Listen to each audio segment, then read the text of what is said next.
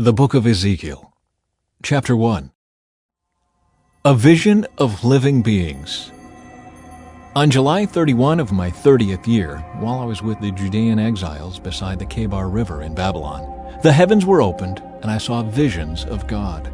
This happened during the 5th year of King Jehoiachin's captivity. The Lord gave this message to Ezekiel, son of Buzi, a priest, beside the Kebar River in the land of the Babylonians, and he felt the hand of the Lord take hold of him. As I looked, I saw a great storm coming from the north, driving before it a huge cloud that flashed with lightning and shone with brilliant light. There was fire inside the cloud, and in the middle of the fire glowed something like gleaming amber. From the center of the cloud came 4 living beings that looked human, except that each had 4 faces and 4 wings. Their legs were straight, and their feet had hooves like those of a calf, and shone like burnished bronze. Under each of their 4 wings I could see human hands. So each of the 4 beings had 4 faces and 4 wings. The wings of each living being touched the wings of the beings beside it. Each one moved straight forward in any direction without turning around. Each had a human face in the front, the face of a lion on the right side, the face of an ox on the left side, and the face of an eagle at the back. Each had 2 pairs of outstretched wings. One pair stretched out to touch the wings of the living beings on either side of it, and the other pair covered its body. They went in whatever direction the Spirit chose, and they moved straight forward in any direction without turning around. The living beings looked like bright coals of fire or brilliant torches, and lightning seemed to flash back and forth among them, and the living beings darted to and fro like flashes of lightning. As I looked at these beings, I saw 4 wheels touching the ground beside them, 1 wheel belonging to each. The wheels sparkled as if made of beryl. All 4 wheels looked alike and were made the same. Each wheel had a second wheel turning crosswise within it.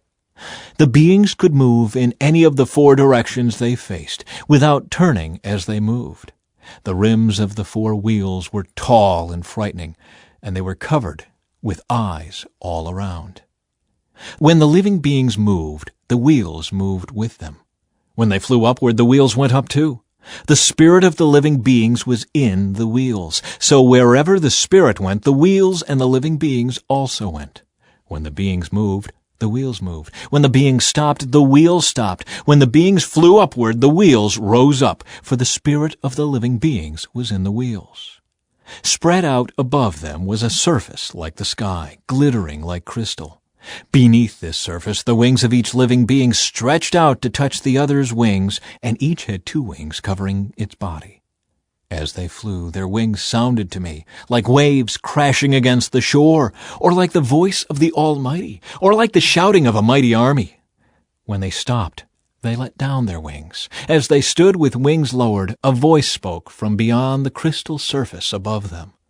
Above this surface was something that looked like a throne made of blue lapis lazuli, and on this throne high above was a figure whose appearance resembled a man. From what appeared to be his waist up, he looked like gleaming amber, flickering like a fire, and from his waist down he looked like a burning flame, shining with splendor. All around him was a glowing halo, like a rainbow shining in the clouds on a rainy day. This is what the glory of the Lord looked like to me. When I saw it, I fell face down on the ground, and I heard someone's voice speaking to me. Chapter 2. Ezekiel's Call and Commission. "Stand up, Son of Man," said the voice. "I want to speak with you." The Spirit came into me as he spoke, and he set me on my feet. I listened carefully to his words. "Son of man," he said, "I am sending you to the nation of Israel, a rebellious nation that has rebelled against me. They and their ancestors have been rebelling against me to this very day. They are a stubborn and hard-hearted people. But I am sending you to say to them, 'This is what the Sovereign Lord says.' And whether they listen or refuse to listen, for remember they are rebels, at least they will know they have had a prophet among them. Son of man, do not fear them or their words. Don't be afraid, even though their threats surround you like nettles and briars and stinging scorpions. Do not be dismayed by their dark scowls, even though they are rebels. You must give them my messages, whether they listen or not. But they won't listen, for they are completely rebellious. Son of man, listen to what I say to you. Do not join them in their rebellion. Open your mouth and eat what I give you. Then I looked and saw a hand reaching out to me. It held a scroll, which he unrolled. And I saw that both sides were covered with funeral songs, words of sorrow, and pronouncements of doom. Chapter 3. The voice said to me, Son of man, eat what I am giving you. Eat this scroll. Then go and give its message to the people of Israel. So I opened my mouth, and he fed me the scroll. Fill your stomach with this, he said. And when I ate it, it tasted as sweet as honey in my mouth. Then he said, Son of man, go to the people of Israel and give them my messages.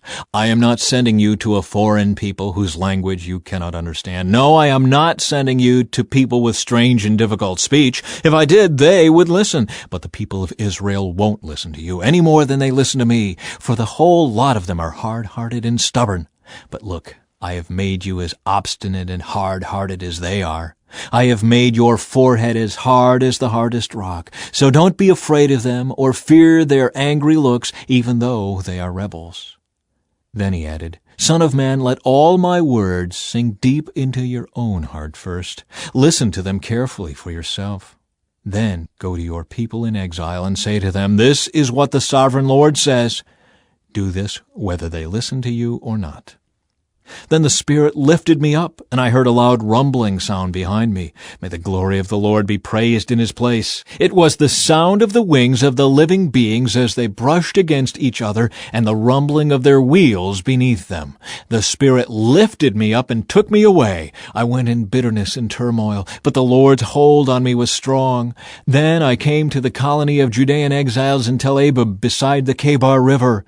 I was overwhelmed and sat among them for 7 days. A watchman for Israel. After 7 days, the Lord gave me a message. He said, Son of man, I have appointed you as a watchman for Israel. Whenever you receive a message from me, warn people immediately. If I warn the wicked, saying, You are under the penalty of death, but you fail to deliver the warning, they will die in their sins, and I will hold you responsible for their deaths. If you warn them and they refuse to repent and keep on sinning, they will die in their sins, but you will have saved yourself because you obeyed me. If righteous people turn away from their righteous behavior and ignore the obstacles I put in their way, they will die. And if you do not warn them, they will die in their sins. None of their righteous acts will be remembered, and I will hold you responsible for their deaths. But if you warn righteous people not to sin, and they listen to you and do not sin, they will live, and you will have saved yourself too. Then the Lord took hold of me and said, Get up and go out into the valley, and I will speak to you there. So I got up and went. And there I saw the glory of the Lord, just as I had seen in my first vision by the Kebar River. And I fell face down on the ground. Then the Spirit came into me and set me on my feet. He spoke to me and said, Go to your house and shut yourself in. There, Son of man, you will be tied with ropes, so you cannot go out among the people. And I will make your tongue stick to the roof of your mouth, so that you will be speechless and unable to rebuke them, for they are rebels. But when I give you a message, I will loosen your tongue and let you speak. Then you will say to them, This is what the sovereign Lord says. Those who choose to listen will listen, but those who refuse will refuse, for they are rebels. Chapter 4. A sign of the coming siege. And now, Son of man, take a large clay brick and set it down in front of you. Then draw a map of the city of Jerusalem on it. Show the city under siege. Build a wall around it so no one can escape. Set up the enemy camp and surround the city with siege ramps and battering rams. Then take an iron griddle and place it between you and the city. Turn toward the city and demonstrate how harsh the siege will be against Jerusalem. This will be a warning to the people of Israel. Now lie on your left side, and place the sins of Israel on yourself. You are to bear their sins for the number of days you lie there on your side. I am requiring you to bear Israel's sins for 390 days, 1 day for each year of their sin. After that, turn over and lie on your right side for 40 days, 1 day for each year of Judah's sin. Meanwhile, keep staring at the siege of Jerusalem. Lie there with your arm bared and prophesy her destruction. I will tie you up with ropes, so you won't be able to turn from side to side until the days of your siege have been completed. Now go and get some wheat, barley, beans, lentils, millet, and emmer wheat, and mix them together in a storage jar. Use them to make bread for yourself during the 390 days you will be lying on your side. Ration this out to yourself 8 ounces of food for each day, and eat it at set times. Then measure out a jar of water for each day and drink it at set times. Prepare and eat this food as you would barley cakes. While all the people are watching, bake it over a fire using dried human dung as fuel, and then eat the bread. Then the Lord said, "This is how Israel will eat defiled bread in the Gentile lands to which I will banish them." Then I said, "O sovereign Lord, must I be defiled by using human dung? For I have never been defiled before. From the time I was a child until now, I have never eaten any animal that died of sickness or was killed by other animals. I have never eaten any meat forbidden by the law." "All right," the Lord said, "you may bake your bread with cow dung instead of human dung." Then he told me, "Son of man, I will make food very scarce in Jerusalem. It will be weighed out with great care and eaten fearfully. The water will be rationed out drop by drop, and the people will drink it with dismay. Lacking food and water, people will look at one another in terror, and they will waste away under their punishment." Chapter 5. A Sign of the Coming Judgment. Son of man, take a sharp sword and use it as a razor to shave your head and beard. Use a scale to weigh the hair into 3 equal parts. Place 1/3 of it at the center of your map of Jerusalem. After acting out the siege, burn it there. Scatter another 1/3 across your map and chop it with a sword. Scatter the last 1/3 to the wind, for I will scatter my people with the sword. Keep just a bit of the hair and tie it up in your robe. Then take some of these hairs out and throw them into the fire, burning them up. A fire will then spread from this remnant and destroy all of Israel. This is what the Sovereign Lord says. This is an illustration of what will happen to Jerusalem. I placed her at the center of the nations, but she has rebelled against my regulations and decrees and has been even more wicked than the surrounding nations. She has refused to obey the regulations and decrees I gave her to follow. Therefore, this is what the Sovereign Lord says. You people have behaved worse than your neighbors and have refused to obey my decrees and regulations. You have not even lived up to the standards of the nations around you. Therefore, I myself, the Sovereign Lord, am now your enemy. I will punish you publicly while all the nations watch. Because of your detestable idols, I will punish you like I have never punished anyone before or ever will again. Parents will eat their own children, and children will eat their parents. I will punish you and scatter to the winds the few who survive. As surely as I live, says the Sovereign Lord, I will cut you off completely. I will show you no pity at all because you have defiled my temple with your vile images and detestable sins. 1/3 of your people will die in the city from disease and famine. 1/3 of them will be slaughtered by the enemy outside the city walls, and I will scatter 1/3 to the winds, chasing them with my sword. Then at last my anger will be spent, and I will be satisfied. And when my fury against them has subsided, all Israel will know that I, the Lord, have spoken to them in my jealous anger.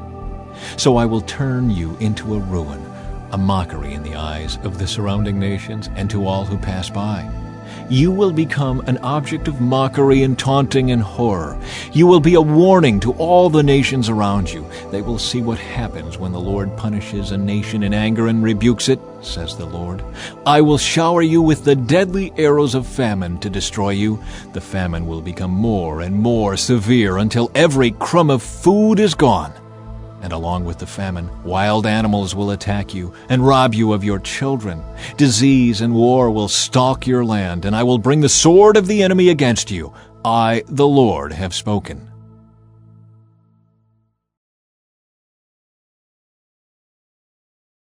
Chapter 6. Judgment against Israel's mountains. Again a message came to me from the Lord. Son of man, turn and face the mountains of Israel, and prophesy against them. Proclaim this message from the sovereign Lord against the mountains of Israel. This is what the sovereign Lord says to the mountains and hills and to the ravines and valleys. I am about to bring war upon you, and I will smash your pagan shrines. All your altars will be demolished, and your places of worship will be destroyed. I will kill your people in front of your idols. I will lay your corpses in front of your idols and scatter your bones around your altars. Wherever you live, there will be desolation, and I will destroy your pagan shrines. Your altars will be demolished, your idols will be smashed, your places of worship will be torn down, and all the religious objects you have made will be destroyed. The place will be littered with corpses, and you will know that I alone am the Lord. But I will let a few of my people escape destruction, and they will be scattered among the nations of the world. Then, when they are exiled among the nations, they will remember me. They will recognize how hurt I am by their unfaithful hearts and lustful eyes that long for their idols. Then at last they will hate themselves for all their detestable sins. They will know that I alone am the Lord, and that I was serious when I said I would bring this calamity on them. This is what the sovereign Lord says. Clap your hands in horror and stamp your feet. Cry out because of all the detestable sins the people of Israel have committed. Now they are going to die from war and famine and disease. Disease will strike down those who are far away in exile. War will destroy those who are nearby, and anyone who survives will be killed by famine. So at last I will spend my fury on them. They will know that I am the Lord when their dead lie scattered among their idols and altars, on every hill and mountain, and under every green tree and every great shade tree, the places where they offered sacrifices to their idols. I will crush them and make their cities desolate from the wilderness in the south to Riblah in the north. Then they will know that I am the Lord. Chapter 7. The coming of the end. Then this message came to me from the Lord. Son of man, this is what the sovereign Lord says to Israel. The end is here. Wherever you look, east, west, north, or south, your land is finished. No hope remains, for I will unleash my anger against you. I will call you to account for all your detestable sins. I will turn my eyes away and show no pity. I will repay you for all your detestable sins. Then you will know that I am the Lord. This is what the sovereign Lord says. Disaster after disaster is coming your way. The end has come. It has finally arrived. Your final doom is waiting. O people of Israel, the day of your destruction is dawning. The time has come. The day of trouble is near. Shouts of anguish will be heard on the mountains, not shouts of joy. Soon I will pour out my fury on you and unleash my anger against you. I will call you to account for all your detestable sins. I will turn my eyes away and show no pity. I will repay you for all your detestable sins. Then you will know that it is I, the Lord, who is striking the blow. The day of judgment is here. Your destruction awaits. The people's wickedness and pride have blossomed to full flower. Their violence has grown into a rod that will beat them for their wickedness. None of these proud and wicked people will survive. All their wealth and prestige will be swept away. Yes, the time has come. The day is here. Buyers should not rejoice over bargains, nor sellers grieve over losses, for all of them will fall under my terrible anger. Even if the merchants survive, they will never return to their business. For what God has said applies to everyone. It will not be changed. Not one person whose life is twisted by sin will ever recover. The desolation of Israel. The trumpet calls Israel's army to mobilize, but no one listens. For my fury is against them all. There is war outside the city and disease and famine within. Those outside the city walls will be killed by enemy swords. Those inside the city will die of famine and disease. The survivors who escape to the mountains will moan like doves, weeping for their sins. Their hands will hang limp. Their knees will be weak as water. They will dress themselves in burlap. Horror and shame will cover them. They will shave their heads in sorrow and remorse. They will throw their money in the streets, tossing it out like worthless trash. Their silver and gold won't save them on that day of the Lord's anger. It will neither satisfy nor feed them, for their greed can only trip them up. They were proud of their beautiful jewelry and used it to make detestable idols and vile images. Therefore I will make all their wealth disgusting to them. I will give it as plunder to foreigners, to the most wicked of nations, and they will defile it. I will turn my eyes from them as these robbers invade and defile my treasured land. Prepare chains for my people, for the land is bloodied by terrible crimes. Jerusalem is filled with violence. I will bring the most ruthless of nations to occupy their homes. I will break down their proud fortresses and defile their sanctuaries. Terror and trembling will overcome my people. They will look for peace, but not find it. Calamity will follow calamity. Rumor will follow rumor. They will look in vain for a vision from the prophets. They will receive no teaching from the priests and no counsel from the leaders.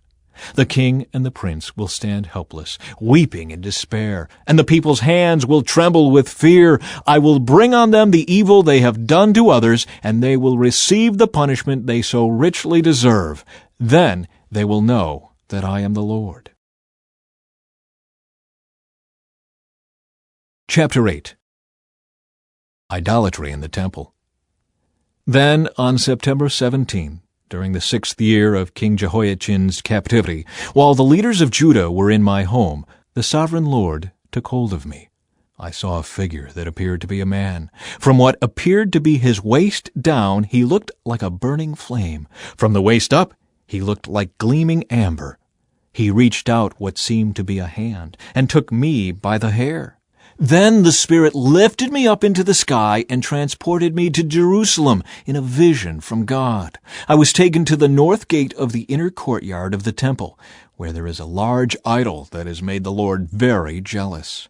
Suddenly the glory of the God of Israel was there, just as I had seen it before in the valley. Then the Lord said to me, "Son of man, look toward the north."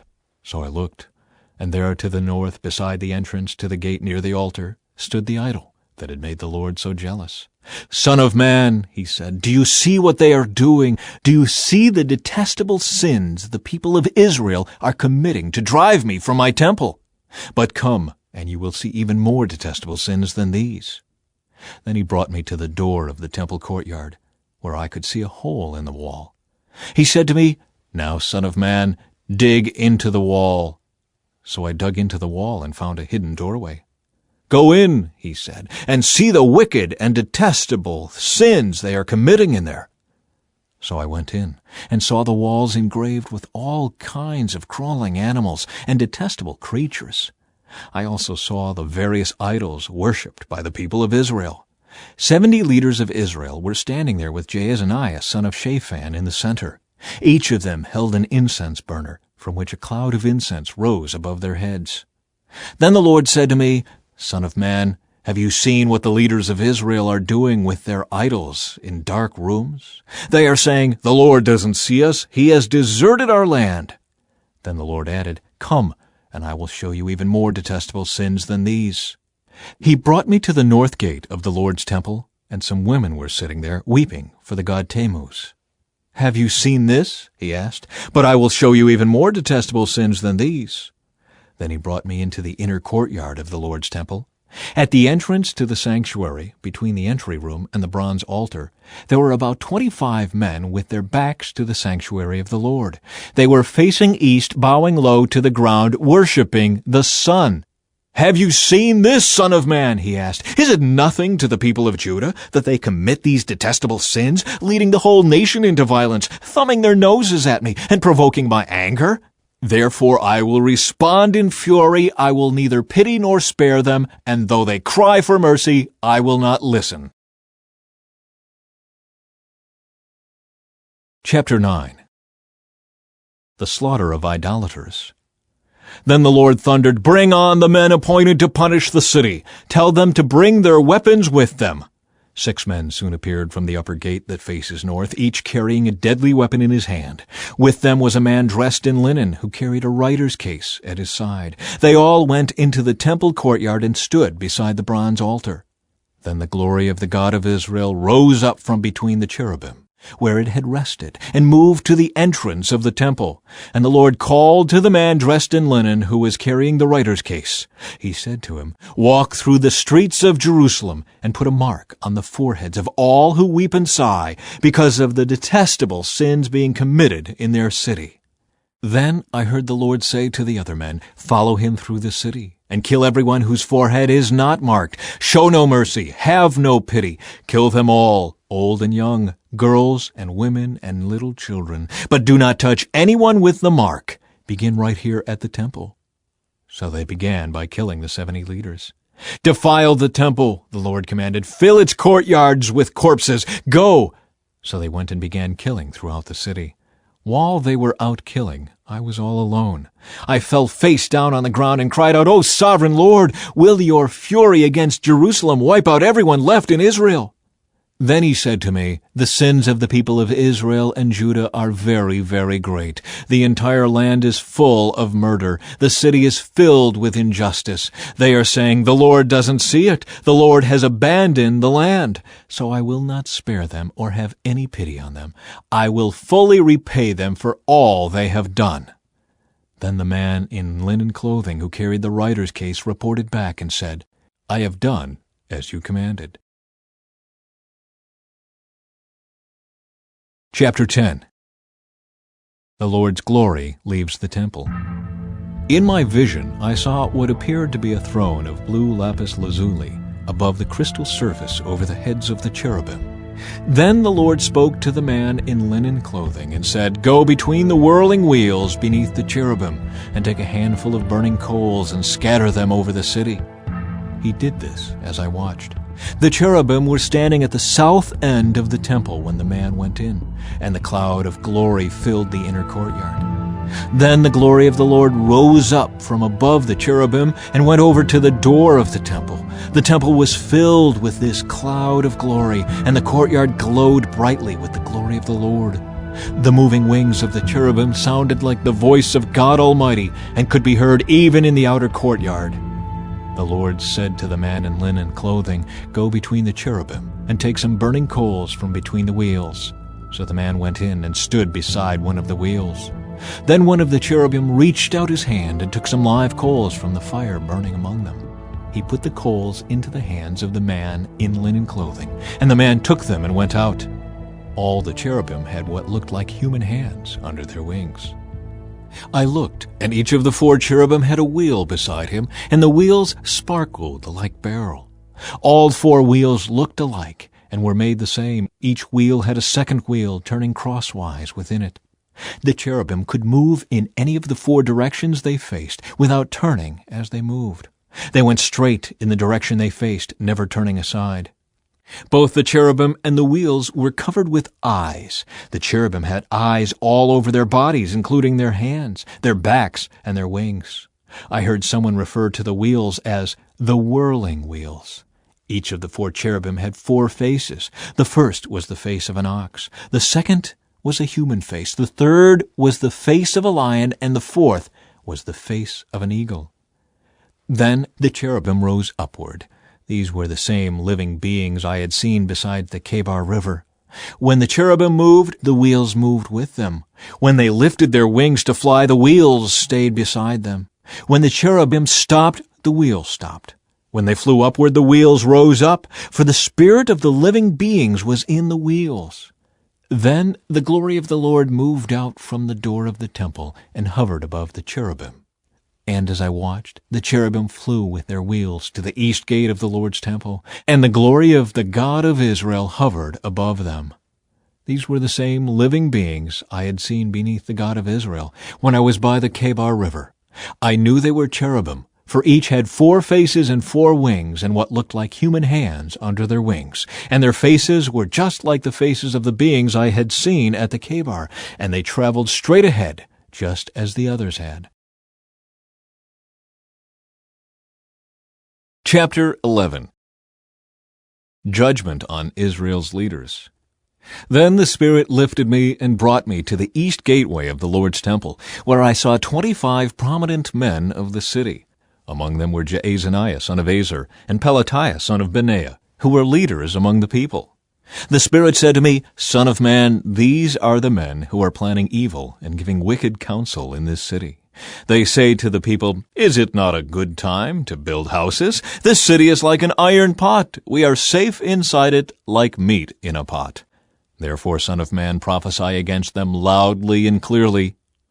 Then the Spirit of the Lord came upon me, and he told me to say, This is what the Lord says to the people of Israel. I know what you are saying, for I know every thought that comes into your minds. You have murdered many in this city and filled its streets with the dead.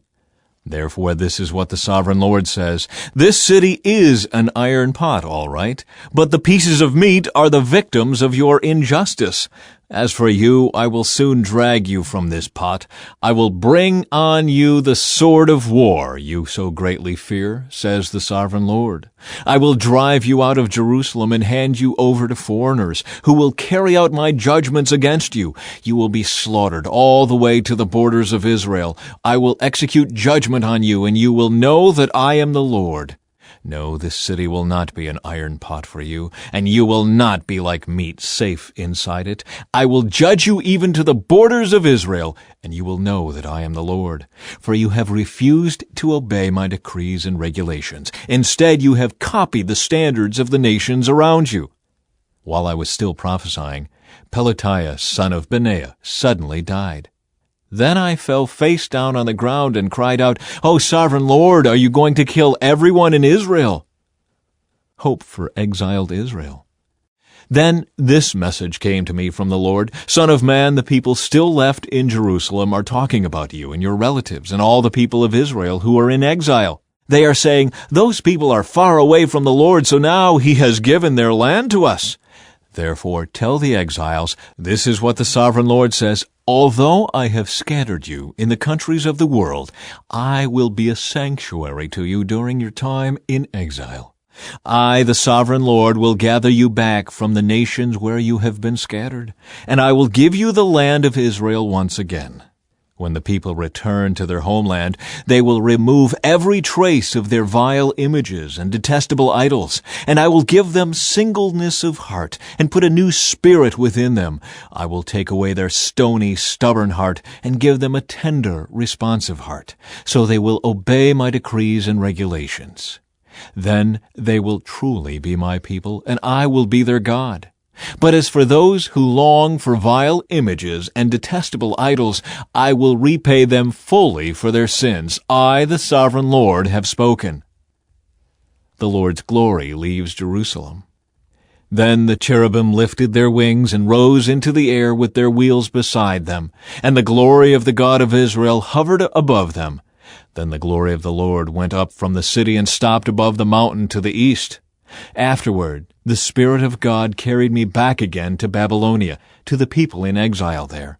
And so ended the vision of my visit to Jerusalem, and I told the exiles everything the Lord had shown me. Chapter 12. Signs of the Coming Exile. Again a message came to me from the Lord. Son of man, you live among rebels who have eyes but refuse to see. They have ears but refuse to hear, for they are a rebellious people. So now, son of man, pretend you are being sent into exile. Pack the few items an exile could carry and leave your home to go somewhere else. Do this right in front of the people so they can see you. For perhaps they will pay attention to this, even though they are such rebels. Bring your baggage outside during the day so they can watch you. Then in the evening, as they are watching, leave your house as captives do when they begin a long march to distant lands. Dig a hole through the wall while they are watching and go out through it. As they watch, lift your pack to your shoulders and walk away into the night. Cover your face so you cannot see the land you are leaving. For I have made you a sign for the people of Israel. So I did as I was told. In broad daylight, I brought my pack outside, filled with the things I might carry into exile. Then, in the evening, while the people looked on, I dug through the wall with my hands and went out into the night with my pack on my shoulder. The next morning, this message came to me from the Lord. Son of man, these rebels, the people of Israel, have asked you what all this means. Say to them, this is what the sovereign Lord says. These actions contain a message for King Zedekiah in Jerusalem and for all the people of Israel. Explain that your actions are a sign to show what will soon happen to them, for they will be driven into exile as captives. Even Zedekiah will leave Jerusalem at night through a hole in the wall, taking only what he can carry with him. He will cover his face, and his eyes will not see the land he is leaving. Then I will throw my net over him and capture him in my snare. I will bring him to Babylon, the land of the Babylonians, though he will never see it, and he will die there. I will scatter his servants and warriors to the four winds and send the sword after them. And when I scatter them among the nations, they will know that I am the Lord. But I will spare a few of them from death by war, famine, or disease, so they can confess all their detestable sins to their captors. Then they will know that I am the Lord.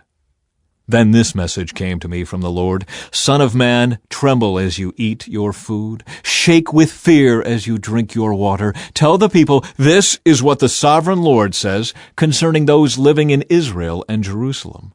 They will eat their food with trembling and sip their water in despair, for their land will be stripped bare because of their violence. The cities will be destroyed and the farmland made desolate. Then you will know that I am the Lord. A new proverb for Israel.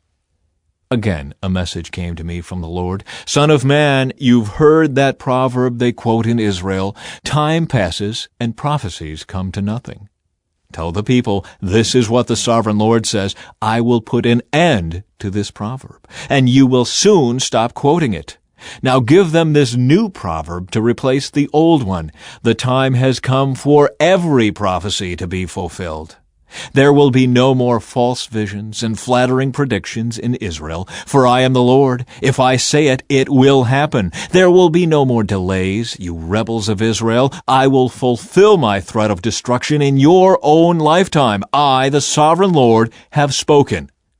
Then this message came to me from the Lord. Son of man, the people of Israel are saying, he's talking about the distant future. His visions won't come true for a long, long time. Therefore tell them, this is what the sovereign Lord says, no more delay. I will now do everything I have threatened. I, the sovereign Lord, have spoken. Chapter 13. Judgment against false prophets. Then this message came to me from the Lord. Son of man, prophesy against the false prophets of Israel who are inventing their own prophecies. Say to them, listen to the word of the Lord. This is what the sovereign Lord says. What sorrow awaits the false prophets who are following their own imaginations and have seen nothing at all. O people of Israel, these prophets of yours are like jackals digging in the ruins. They have done nothing to repair the breaks in the walls around the nation. They have not helped it to stand firm in battle on the day of the Lord. Instead, they have told lies and made false predictions. They say, this message is from the Lord, even though the Lord never sent them. And yet they expect him to fulfill their prophecies. Can your visions be anything but false if you claim this message is from the Lord, when I have not even spoken to you? Therefore, this is what the sovereign Lord says, because what you say is false, and your visions are a lie, I will stand against you, says the sovereign Lord. I will raise my fist against all the prophets who see false visions and make lying predictions, and they will be banished from the community of Israel. I will blot their names from Israel's record books, and they will never again set foot in their own land. Then you will know that I am the sovereign Lord. This will happen because these evil prophets deceive my people by saying all is peaceful when there is no peace at all. It's as if the people have built a flimsy wall and these prophets are trying to reinforce it by covering it with whitewash. Tell these whitewashers that their wall will soon fall down. A heavy rainstorm will undermine it. Great hailstones and mighty winds will knock it down, and when the wall falls, the people will cry out, 'What happened to your whitewash?'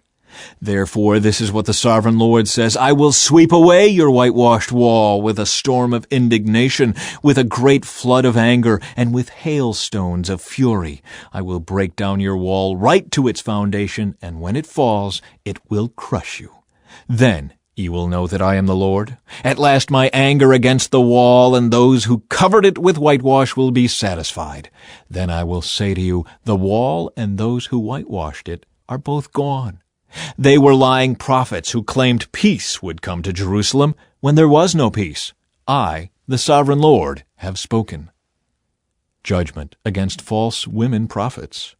Now, Son of man, speak out against the women who prophesy from their own imaginations. This is what the sovereign Lord says. What sorrow awaits you women who are ensnaring the souls of my people, young and old alike.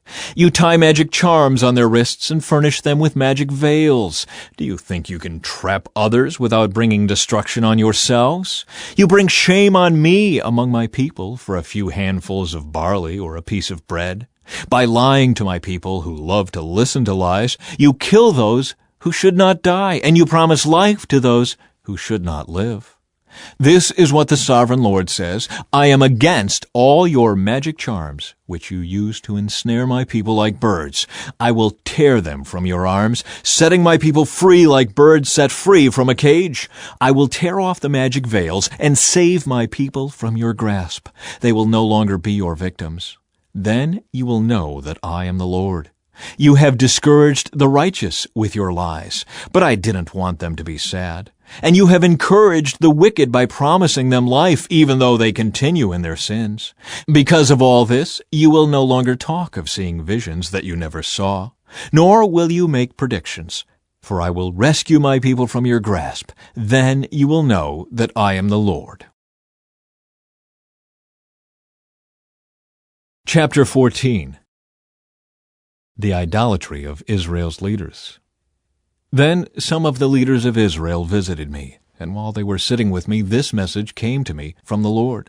Son of man, these leaders have set up idols in their hearts. They have embraced things that will make them fall into sin. Why should I listen to their requests? Tell them, this is what the sovereign Lord says. The people of Israel have set up idols in their hearts and fallen into sin.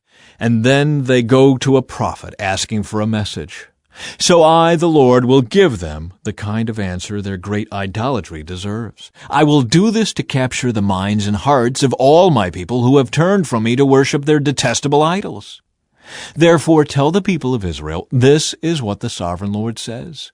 Repent and turn away from your idols, and stop all your detestable sins. I, the Lord, will answer all those, both Israelites and foreigners, who reject me and set up idols in their hearts, and so fall into sin, and who then come to a prophet asking for my advice. I will turn against such people and make a terrible example of them, eliminating them from among my people. Then you will know that I am the Lord.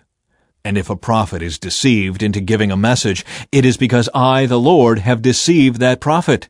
I will lift my fist against such prophets and cut them off from the community of Israel. False prophets and those who seek their guidance will all be punished for their sins. In this way, the people of Israel will learn not to stray from me, polluting themselves with sin. They will be my people, and I will be their God. I, the sovereign Lord, have spoken. The certainty of the Lord's judgment. Then this message came to me from the Lord. Son of man, suppose the people of a country were to sin against me, and I lifted my fist to crush them, cutting off their food supply, and sending a famine to destroy both people and animals. Even if Noah, Daniel, and Job were there, their righteousness would save no one but themselves, says the sovereign Lord. Or suppose I were to send wild animals to invade the country, kill the people, and make the land too desolate and dangerous to pass through. As surely as I live, says the sovereign Lord, even if those 3 men were there, they wouldn't be able to save their own sons or daughters. They alone would be saved, but the land would be made desolate. Or suppose I were to bring war against the land, And I sent enemy armies to destroy both people and animals. As surely as I live, says the Sovereign Lord, even if those 3 men were there, they wouldn't be able to save their own sons or daughters. They alone would be saved. Or suppose I were to pour out my fury by sending an epidemic into the land, and the disease killed people and animals alike. As surely as I live, says the Sovereign Lord, even if Noah, Daniel, and Job were there, they wouldn't be able to save their own sons or daughters. They alone would be saved by their righteousness. Now this is what the Sovereign Lord says. How terrible it will be when all 4 of these dreadful punishments fall upon Jerusalem: war, famine, wild animals, and disease, destroying all her people and animals. Yet there will be survivors, and they will come here to join you as exiles in Babylon. You will see with your own eyes how wicked they are, and then you will feel better about what I have done to Jerusalem. When you meet them and see their behavior, you will understand that these things are not being done to Israel without cause. I, the Sovereign Lord, have spoken. Chapter 15. Jerusalem, a useless vine. Then this message came to me from the Lord: Son of man, how does a grapevine compare to a tree? Is a vine's wood as useful as the wood of a tree? Can its wood be used for making things, like pegs to hang up pots and pans? No, it can only be used for fuel, and even as fuel it burns too quickly. Vines are useless, both before and after being put into the fire. And this is what the Sovereign Lord says: The people of Jerusalem are like grapevines growing among the trees of the forest. Since they are useless, I have thrown them on the fire to be burned, and I will see to it that if they escape from one fire, they will fall into another. When I turn against them, you will know that I am the Lord, and I will make the land desolate because my people have been unfaithful to me. I, the Sovereign Lord, have spoken. Chapter 16. Jerusalem, an unfaithful wife. Then another message came to me from the Lord: Son of man, confront Jerusalem with her detestable sins. Give her this message from the Sovereign Lord: You are nothing but a Canaanite. Your father was an Amorite and your mother a Hittite. On the day you were born, no one cared about you. Your umbilical cord was not cut, and you were never washed, rubbed with salt, and wrapped in cloth. No one had the slightest interest in you. No one pitied you or cared for you. On the day you were born, you were unwanted, dumped in a field, and left to die. But I came by and saw you there, helplessly kicking about in your own blood. As you lay there, I said, Live! And I helped you to thrive like a plant in the field. You grew up and became a beautiful jewel. Your breasts became full, and your body hair grew, but you were still naked. And when I passed by again, I saw that you were old enough for love. So I wrapped my cloak around you to cover your nakedness, and declared my marriage vows. I made a covenant with you, says the Sovereign Lord, and you became mine. Then I bathed you and washed off your blood, and I rubbed fragrant oils into your skin. I gave you expensive clothing of fine linen and silk, beautifully embroidered, and sandals made of fine goatskin leather. I gave you lovely jewelry, bracelets, beautiful necklaces, a ring for your nose, earrings for your ears, and a lovely crown for your head. And so you were adorned with gold and silver. Your clothes were made of fine linen and were beautifully embroidered. You ate the finest foods, choice flour, honey, and olive oil, and became more beautiful than ever. You looked like a queen, and so you were. Your fame soon spread throughout the world because of your beauty. I dressed you in my splendor and perfected your beauty, says the Sovereign Lord. But you thought your fame and beauty were your own. So you gave yourself as a prostitute to every man who came along. Your beauty was theirs for the asking. You used the lovely things I gave you to make shrines for idols, where you played the prostitute. Unbelievable! How could such a thing ever happen? You took the very jewels and gold and silver ornaments I had given you and made statues of men and worshipped them. This is adultery against me. You used the beautifully embroidered clothes I gave you to dress your idols. Then you used my special oil and my incense to worship them. Imagine it. You set before them as a sacrifice the choice flour, olive oil, and honey I had given you, says the sovereign Lord.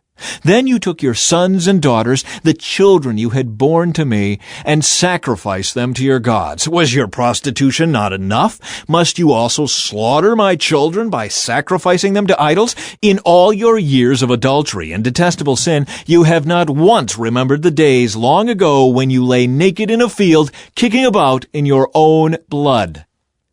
What sorrow awaits you, says the sovereign Lord. In addition to all your other wickedness, you built a pagan shrine and put altars to idols in every town square. On every street corner you defiled your beauty, offering your body to every passerby in an endless stream of prostitution. Then you added lustful Egypt to your lovers, provoking my anger with your increasing promiscuity. That is why I struck you with my fist and reduced your boundaries. I handed you over to your enemies, the Philistines, and even they were shocked by your lewd conduct. You have prostituted yourself with the Assyrians, too. It seems you can never find enough new lovers, and after your prostitution there, you still were not satisfied. You added to your lovers by embracing Babylonia, the land of merchants, but you still weren't satisfied. What a sick heart you have, says the sovereign Lord, to do such things as these, acting like a shameless prostitute.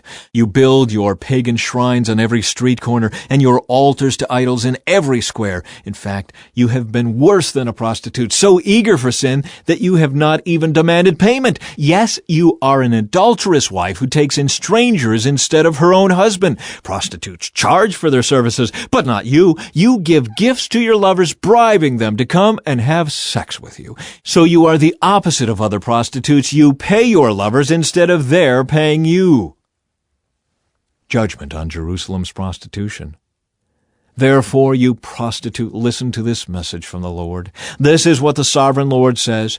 Because you have poured out your lust and exposed yourself in prostitution to all your lovers, and because you have worshipped detestable idols, and because you have slaughtered your children as sacrifices to your gods, this is what I am going to do. I will gather together all your allies, the lovers with whom you have sinned, both those you loved and those you hated, and I will strip you naked in front of them so they can stare at you. I will punish you for your murder and adultery. I will cover you with blood in my jealous fury. Then I will give you to these many nations who are your lovers, and they will destroy you. They will knock down your pagan shrines and the altars to your idols. They will strip you and take your beautiful jewels, leaving you stark naked. They will band together in a mob to stone you and cut you up. Chapter 16. Jerusalem, an unfaithful wife. Then another message came to me from the Lord. Son of man, confront Jerusalem with her detestable sins. Give her this message from the sovereign Lord. You are nothing but a Canaanite. Your father was an Amorite and your mother a Hittite. On the day you were born, no one cared about you. Your umbilical cord was not cut, and you were never washed, rubbed with salt, and wrapped in cloth. No one had the slightest interest in you. No one pitied you or cared for you. On the day you were born, you were unwanted, dumped in a field, and left to die. But I came by and saw you there, helplessly kicking about in your own blood. As you lay there, I said, "Live," and I helped you to thrive like a plant in the field. You grew up and became a beautiful jewel. Your breasts became full, and your body hair grew, but you were still naked. And when I passed by again, I saw that you were old enough for love. So I wrapped my cloak around you to cover your nakedness and declared my marriage vows. I made a covenant with you, says the sovereign Lord, and you became mine. Then I bathed you and washed off your blood, and I rubbed fragrant oils into your skin. I gave you expensive clothing of fine linen and silk, beautifully embroidered, and sandals made of fine goatskin leather. I gave you lovely jewelry, bracelets, beautiful necklaces, a ring for your nose, earrings for your ears, and a lovely crown for your head. And so you were adorned with gold and silver. Your clothes were made of fine linen, and were beautifully embroidered. You ate the finest foods, choice flour, honey, and olive oil, and became more beautiful than ever. You looked like a queen, and so you were. Your fame soon spread throughout the world because of your beauty. I dressed you in my splendor and perfected your beauty, says the Sovereign Lord. But you thought your fame and beauty were your own. So you gave yourself as a prostitute to every man who came along. Your beauty was theirs for the asking. You used the lovely things I gave you to make shrines for idols, where you played the prostitute. Unbelievable! How could such a thing ever happen? You took the very jewels and gold and silver ornaments I had given you and made statues of men and worshipped them. This is adultery against me. You used the beautifully embroidered clothes I gave you to dress your idols. Then you used my special oil and my incense to worship them. Imagine it! You set before them as a sacrifice the choice flour, olive oil, and honey I had given you, says the Sovereign Lord. Then you took your sons and daughters, the children you had borne to me, and sacrificed them to your gods. Was your prostitution not enough? Must you also slaughter my children by sacrificing them to idols? In all your years of adultery and detestable sin, you have not once remembered the days long ago when you lay naked in a field, kicking about in your own blood. Chapter 17. A story of two eagles. Then this message came to me from the Lord. Son of man, give this riddle, and tell this story to the people of Israel. Give them this message from the Sovereign Lord. A great eagle with broad wings and long feathers, covered with many-colored plumage, came to Lebanon. He seized the top of a cedar tree and plucked off its highest branch.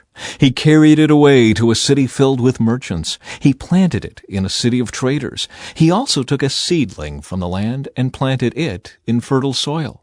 He placed it beside a broad river where it could grow like a willow tree. It took root there and grew into a low spreading vine. Its branches turned up toward the eagle, and its roots grew down into the ground. It produced strong branches and put out shoots. But then another great eagle came with broad wings and full plumage. So the vine now sent its roots and branches toward him for water, even though it was already planted in good soil and had plenty of water so it could grow into a splendid vine and produce rich leaves and luscious fruit. So now the Sovereign Lord asks, will this vine grow and prosper? No, I will pull it up, roots and all. I will cut off its fruit and let its leaves wither and die. I will pull it up easily without a strong arm or a large army. But when the vine is transplanted, will it thrive? No, it will wither away when the east wind blows against it. It will die in the same good soil where it had grown so well. The riddle explained. Then this message came to me from the Lord. Say to these rebels of Israel, don't you understand the meaning of this riddle of the eagles? The king of Babylon came to Jerusalem, took away her king and princes, and brought them to Babylon. He made a treaty with a member of the royal family and forced him to take an oath of loyalty. He also exiled Israel's most influential leaders, so Israel would not become strong again in revolt. Only by keeping her treaty with Babylon could Israel survive. Nevertheless, this man of Israel's royal family rebelled against Babylon, sending ambassadors to Egypt to request a great army and many horses. Can Israel break her sworn treaties like that and get away with it? No, for as surely as I live, says the Sovereign Lord, the king of Israel will die in Babylon, the land of the king who put him in power and whose treaty he disregarded and broke. Pharaoh and all his mighty army will fail to help Israel when the king of Babylon lays siege to Jerusalem again and destroys many lives. For the king of Israel disregarded his treaty and broke it after swearing to obey. Therefore he will not escape. So this is what the Sovereign Lord says, as surely as I live, I will punish him for breaking my covenant and disregarding the solemn oath he made in my name. I will throw my net over him and capture him in my snare. I will bring him to Babylon and put him on trial for this treason against me. And all his best warriors will be killed in battle, and those who survive will be scattered to the four winds. Then you will know that I, the Lord, have spoken. This is what the sovereign Lord says: I will take a branch from the top of a tall cedar, and I will plant it on the top of Israel's highest mountain. It will become a majestic cedar, sending forth its branches and producing seed. Birds of every sort will nest in it, finding shelter in the shade of its branches. And all the trees will know that it is I, the Lord, who cuts the tall tree down and makes the short tree grow tall. It is I who makes the green tree wither and gives the dead tree new life. I, the Lord, have spoken, and I will do what I said. Chapter 18. The Justice of a Righteous God. Then another message came to me from the Lord. Why do you quote this proverb concerning the land of Israel? The parents have eaten sour grapes, but their children's mouths pucker at the taste. As surely as I live, says the sovereign Lord, you will not quote this proverb any more in Israel. For all people are mine to judge, both parents and children alike. And this is my rule: the person who sins is the one who will die. Suppose a certain man is righteous and does what is just and right. He does not feast in the mountains before Israel's idols, or worship them. He does not commit adultery or have intercourse with a woman during her menstrual period. He is a merciful creditor, not keeping the items given as security by poor debtors. He does not rob the poor, but instead gives food to the hungry and provides clothes for the needy. He grants loans without interest, stays away from injustice, is honest and fair when judging others, and faithfully obeys my decrees and regulations. Anyone who does these things is just and will surely live, says the sovereign Lord. But suppose that man has a son who grows up to be a robber or murderer and refuses to do what is right, and that son does all the evil things his father would never do. He worships idols on the mountains, commits adultery, oppresses the poor and helpless, steals from debtors by refusing to let them redeem their security, worships idols, commits detestable sins, and lends money at excessive interest. Should such a sinful person live? No, he must die and must take full blame. But suppose that sinful son, in turn, has a son who sees his father's wickedness and decides against that kind of life. This son refuses to worship idols on the mountains and does not commit adultery. He does not exploit the poor, but instead is fair to debtors and does not rob them. He gives food to the hungry and provides clothes for the needy. He helps the poor, does not lend money at interest, and obeys all my regulations and decrees. Such a person will not die because of his father's sins. He will surely live, but the father will die for his. Chapter 18. The Justice of a Righteous God. Then another message came to me from the Lord. Why do you quote this proverb concerning the land of Israel? The parents have eaten sour grapes, but their children's mouths pucker at the taste. As surely as I live, says the sovereign Lord, you will not quote this proverb any more in Israel. For all people are mine to judge, both parents and children alike. And this is my rule: the person who sins is the one who will die. Suppose a certain man is righteous and does what is just and right.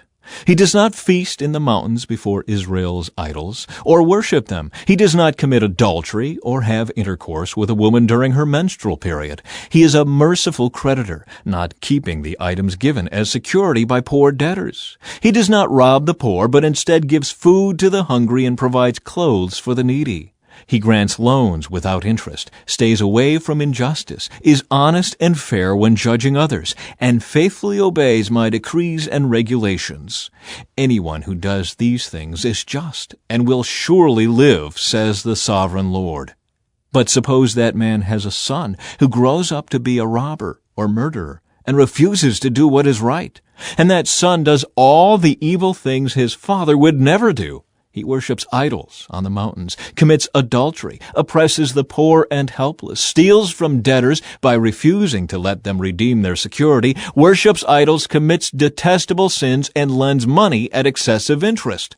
Should such a sinful person live? No, he must die and must take full blame.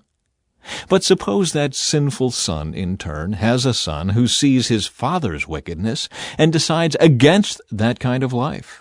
This son refuses to worship idols on the mountains and does not commit adultery. He does not exploit the poor, but instead is fair to debtors and does not rob them. He gives food to the hungry and provides clothes for the needy. He helps the poor, does not lend money at interest, and obeys all my regulations and decrees. Such a person will not die because of his father's sins. He will surely live. Chapter 19. A funeral song for Israel's kings. Sing this funeral song for the princes of Israel. What is your mother? A lioness among lions. She laid down among the young lions and reared her cubs. She raised one of her cubs to become a strong young lion. He learned to hunt and devour prey, and he became a man-eater. Then the nations heard about him, and he was trapped in their pit. They led him away with hooks to the land of Egypt. When the lioness saw that her hopes for him were gone, she took another of her cubs and taught him to be a strong young lion. He prowled among the other lions and stood out among them in his strength. He learned to hunt and devour prey, and he too became a man-eater. He demolished fortresses and destroyed their towns and cities. Their farms were desolated, and their crops were destroyed. The land and its people trembled in fear when they heard him roar. Then the armies of the nations attacked him, surrounding him from every direction. They threw a net over him and captured him in their pit. With hooks they dragged him into a cage and brought him before the king of Babylon. They held him in captivity, so his voice could never again be heard on the mountains of Israel. Your mother was like a vine planted by the water's edge. It had lush green foliage because of the abundant water. Its branches became strong enough to be a ruler's scepter. It grew very tall, towering above all others. It stood out because of its height and its many lush branches. But the vine was uprooted in fury and thrown down to the ground. The desert wind dried up its fruit and tore off its strong branches, so that it withered and was destroyed by fire. Now the vine is transplanted to the wilderness, where the ground is hard and dry. A fire has burst out from its branches and devoured its fruit. Its remaining limbs are not strong enough to be a ruler's scepter. This is a funeral song, and it will be used in a funeral. Chapter 20. The Rebellion of Israel. On August 14, during the 7th year of King Jehoiachin's captivity, some of the leaders of Israel came to request a message from the Lord. They sat down in front of me to wait for his reply. Then this message came to me from the Lord. Son of man, tell the leaders of Israel, this is what the sovereign Lord says. How dare you come to ask me for a message? As surely as I live, says the sovereign Lord, I will tell you nothing.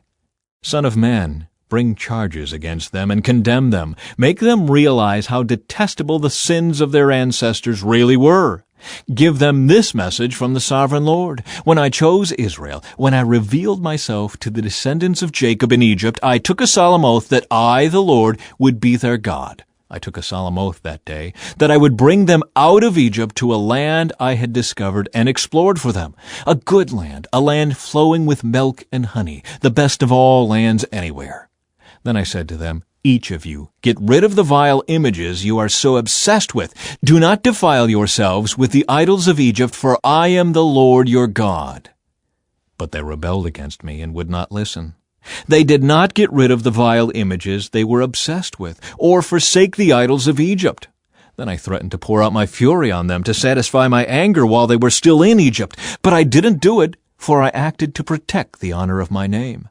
I would not allow shame to be brought on my name among the surrounding nations who saw me reveal myself by bringing the Israelites out of Egypt. So I brought them out of Egypt and led them into the wilderness. There I gave them my decrees and regulations, so they could find life by keeping them. And I gave them my Sabbath days of rest as a sign between them and me. It was to remind them that I am the Lord, who had set them apart to be holy.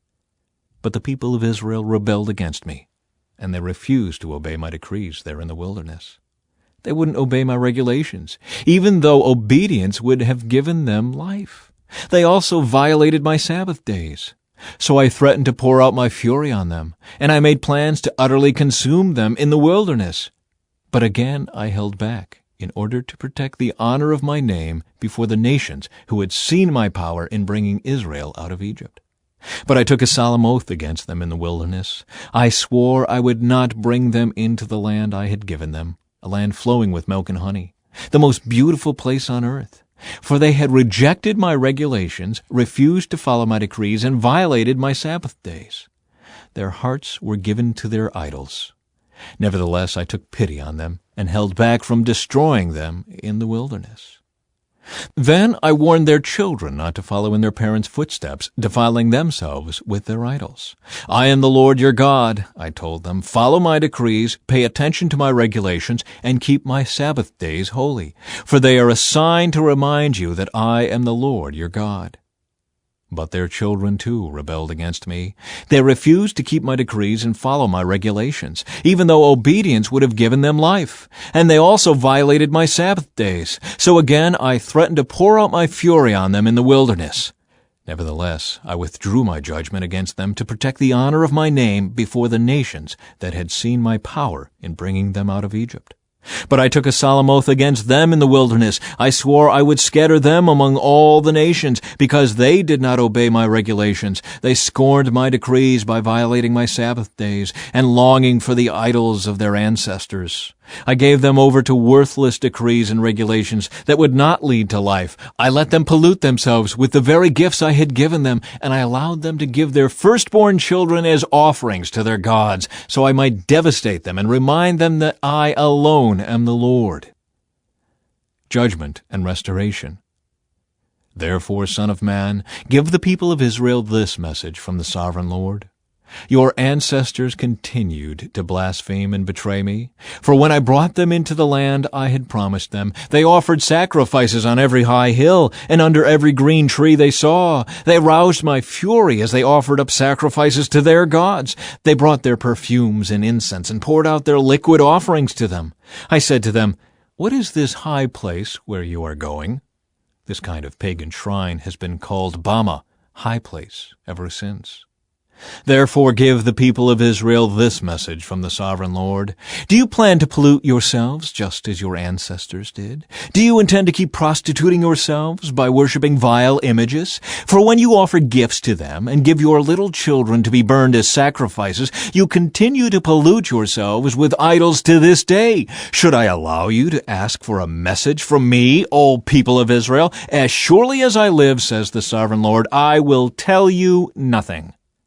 You say, we want to be like the nations all around us who serve idols of wood and stone. But what you have in mind will never happen. As surely as I live, says the Sovereign Lord, I will rule over you with an iron fist in great anger and with awesome power. And in anger I will reach out with my strong hand and powerful arm, and I will bring you back from the lands where you are scattered. I will bring you into the wilderness of the nations, and there I will judge you face to face. I will judge you there just as I did your ancestors in the wilderness after bringing them out of Egypt, says the Sovereign Lord. I will examine you carefully and hold you to the terms of the covenant. I will purge you of all those who rebel and revolt against me. I will bring them out of the countries where they are in exile, but they will never enter the land of Israel. Then you will know that I am the Lord. As for you, O people of Israel, this is what the Sovereign Lord says. Go right ahead and worship your idols. But sooner or later you will obey me, and will stop bringing shame on my holy name by worshiping idols. For on my holy mountain, the great mountain of Israel, says the Sovereign Lord, the people of Israel will someday worship me, and I will accept them. There I will require that you bring me all your offerings and choice gifts and sacrifices. When I bring you home from exile, you will be like a pleasing sacrifice to me. And I will display my holiness through you as all the nations watch. Then, when I have brought you home to the land I promised with a solemn oath to give to your ancestors, you will know that I am the Lord. You will look back on all the ways you defiled yourselves, and will hate yourselves because of the evil you have done. You will know that I am the Lord, O people of Israel, when I have honored my name by treating you mercifully in spite of your wickedness. I, the Sovereign Lord, have spoken. Judgment against the Negev. Then this message came to me from the Lord: Son of man, turn and face the south, and speak out against it. Prophesy against the brushlands of the Negev. Tell the southern wilderness, this is what the sovereign Lord says. Hear the word of the Lord. I will set you on fire, and every tree, both green and dry, will be burned. The terrible flames will not be quenched, and will scorch everything from south to north. And everyone in the world will see that I, the Lord, have set this fire. It will not be put out. Then I said, O sovereign Lord, they are saying of me, he only talks in riddles. Chapter 21. The Lord's Sword of Judgment. Then this message came to me from the Lord: Son of man, turn and face Jerusalem, and prophesy against Israel and her sanctuaries. Tell her, this is what the Lord says: I am your enemy, O Israel, and I am about to unsheath my sword to destroy your people, the righteous and the wicked alike. Yes, I will cut off both the righteous and the wicked. I will draw my sword against everyone in the land, from south to north. Everyone in the world will know that I am the Lord. My sword is in my hand, and it will not return to its sheath until its work is finished. Son of man, groan before the people, groan before them with bitter anguish and a broken heart. When they ask why you are groaning, tell them, I groan because of the terrifying news I have heard. When it comes true, the boldest heart will melt with fear. All strength will disappear. Every spirit will faint. Strong knees will become as weak as water. And the sovereign Lord says, It is coming. It's on its way. Then the Lord said to me, Son of man, give the people this message from the Lord. A sword is being sharpened and polished. It is sharpened for terrible slaughter, and polished to flash like lightning. Now will you laugh? Those far stronger than you have fallen beneath its power. Yes, the sword is now being sharpened and polished. It is being prepared for the executioner. Son of man, cry out and wail. Pound your thighs in anguish, for that sword will slaughter my people and their leaders. Everyone will die. It will put them all to the test. What chance do they have, says the sovereign Lord? Son of man, prophesy to them and clap your hands. Then take the sword and brandish it twice, even 3 times, to symbolize the great massacre facing them on every side. Let their hearts melt with terror, for the sword glitters at every gate. It flashes like lightning and is polished for slaughter. O sword, slash to the right, then slash to the left. Wherever you will, wherever you want, I too will clap my hands, and I will satisfy my fury. I, the Lord, have spoken. Omens for Babylon's king. Then this message came to me from the Lord: Son of man, make a map and trace 2 routes on it for the sword of Babylon's king to follow. Put a signpost on the road that comes out of Babylon, where the road forks into 2, one road going to Ammon and its capital Rabbah, and the other to Judah and fortified Jerusalem. The king of Babylon now stands at the fork, uncertain whether to attack Jerusalem or Rabbah. He calls his magicians to look for omens. They cast lots by shaking arrows from the quiver. They inspect the livers of animal sacrifices. The omen in his right hand says, Jerusalem. With battering rams his soldiers will go against the gates, shouting for the kill. They will put up siege towers and build ramps against the walls. The people of Jerusalem will think it is a false omen because of their treaty with the Babylonians. But the king of Babylon will remind the people of their rebellion. Then he will attack and capture them. Therefore, this is what the sovereign Lord says: Again and again you remind me of your sin and your guilt. You don't even try to hide it. In everything you do, your sins are obvious for all to see. So now the time of your punishment has come. O you corrupt and wicked prince of Israel, your final day of reckoning is here. This is what the sovereign Lord says: Take off your jeweled crown, for the old order changes. Now the lowly will be exalted, and the mighty will be brought down. Destruction, destruction! I will surely destroy the kingdom, and it will not be restored until the one appears who has the right to judge it. Then I will hand it over to him.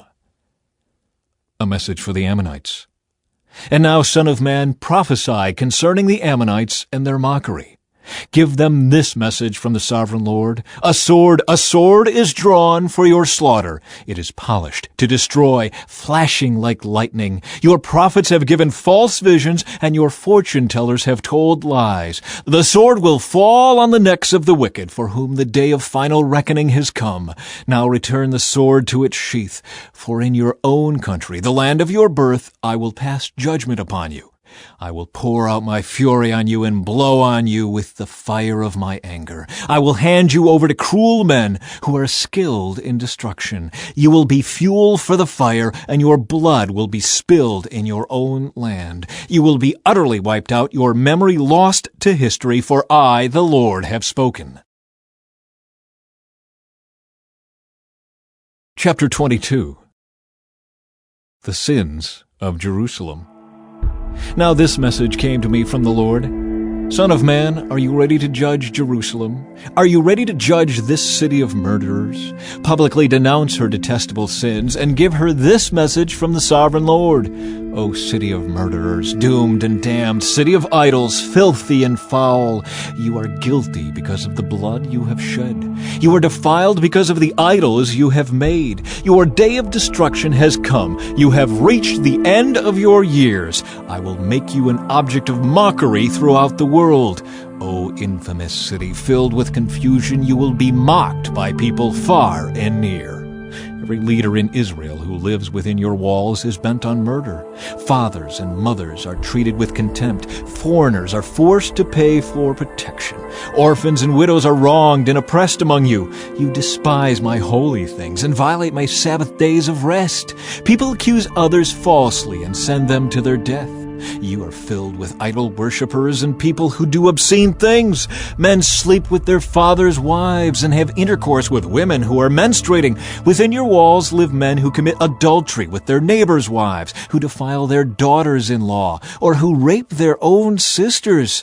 There are hired murderers, lone racketeers, and extortioners everywhere. They never even think of me and my commands, says the sovereign Lord. But now I clap my hands in indignation over your dishonest gain and bloodshed. How strong and courageous will you be in my day of reckoning? I, the Lord, have spoken, and I will do what I said. I will scatter you among the nations and purge you of your wickedness. And when I have been dishonored among the nations because of you, you will know that I am the Lord. The Lord's refining furnace. Then this message came to me from the Lord. Son of man, the people of Israel are the worthless slag that remains after silver is smelted. They are the dross that is left over, a useless mixture of copper, tin, iron, and lead.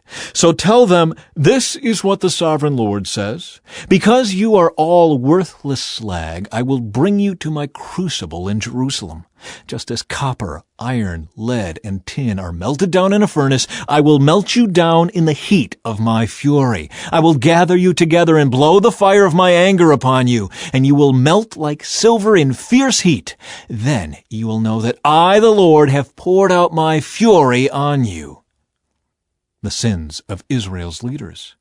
Again a message came to me from the Lord. Son of man, give the people of Israel this message. In the day of my indignation you will be like a polluted land, a land without rain. Your princes plot conspiracies just as lions stalk their prey. They devour innocent people, seizing treasures and extorting wealth. They make many widows in the land.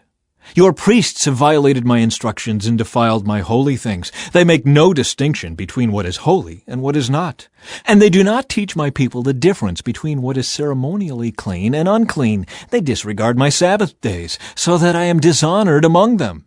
Your leaders are like wolves who tear apart their victims. They actually destroy people's lives for money. And your prophets cover up for them by announcing false visions and making lying predictions. They say, my message is from the sovereign Lord, when the Lord hasn't spoken a single word to them.